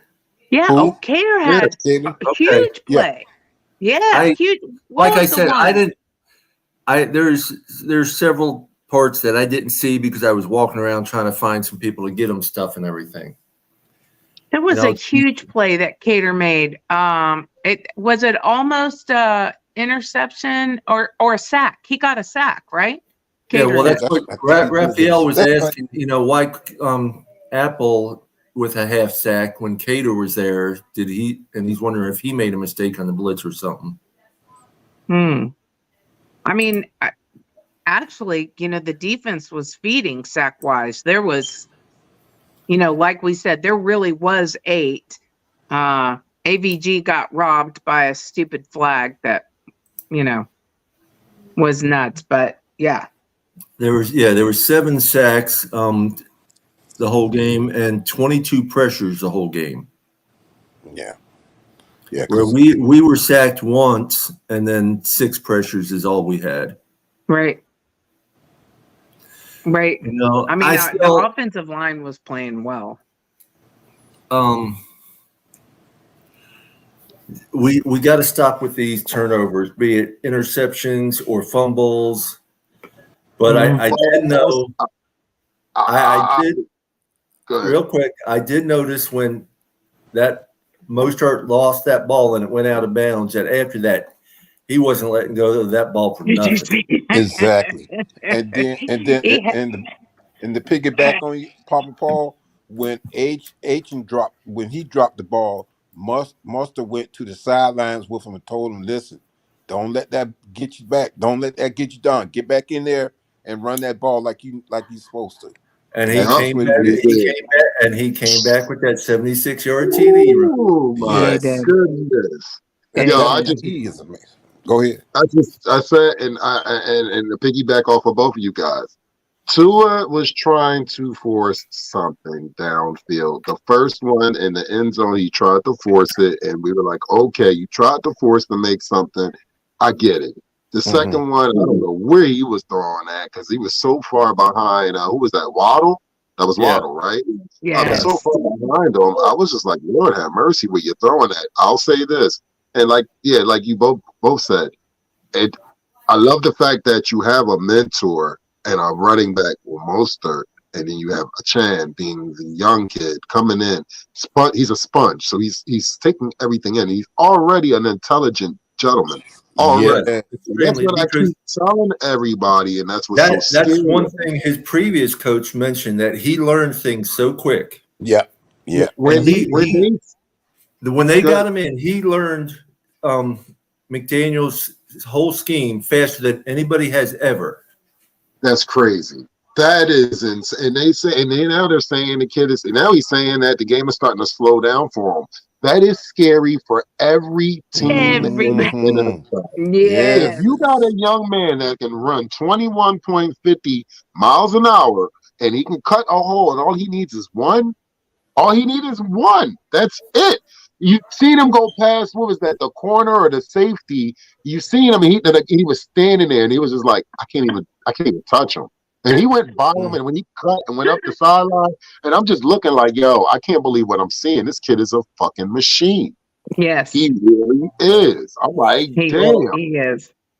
Somebody said, or I heard it somewhere in Tua's media posting and all that one where he was way behind Waddle, I guess he hit somebody's helmet. Oh, yeah. But something else happened on that play, and I can't remember exactly what. It was on the other end as well. Was Waddle being held, or there was something else on that play? It wasn't Waddle being held because Waddle was who the ball was going to. But I know what you're talking about. Yeah, and it's like we talked about earlier. These referees need to be on a more consistent. I think got took down on that play. I think that's what it was. The lineman was the offensive lineman. Nacho said it was Connor Williams' helmet that it went off of. Mm-hmm. Yep. Yeah. But there was a couple things that play. These referees just need to be more consistent, not throwing the flag whenever they feel like it, and not throwing it when they should be throwing it. And making crap up. Let's make crap up. Yeah, that oh yeah, Pam is That still was just- livid about last week. Yes. But you know what? When I was watching the game yesterday, I was actually thinking about. I said, you know what?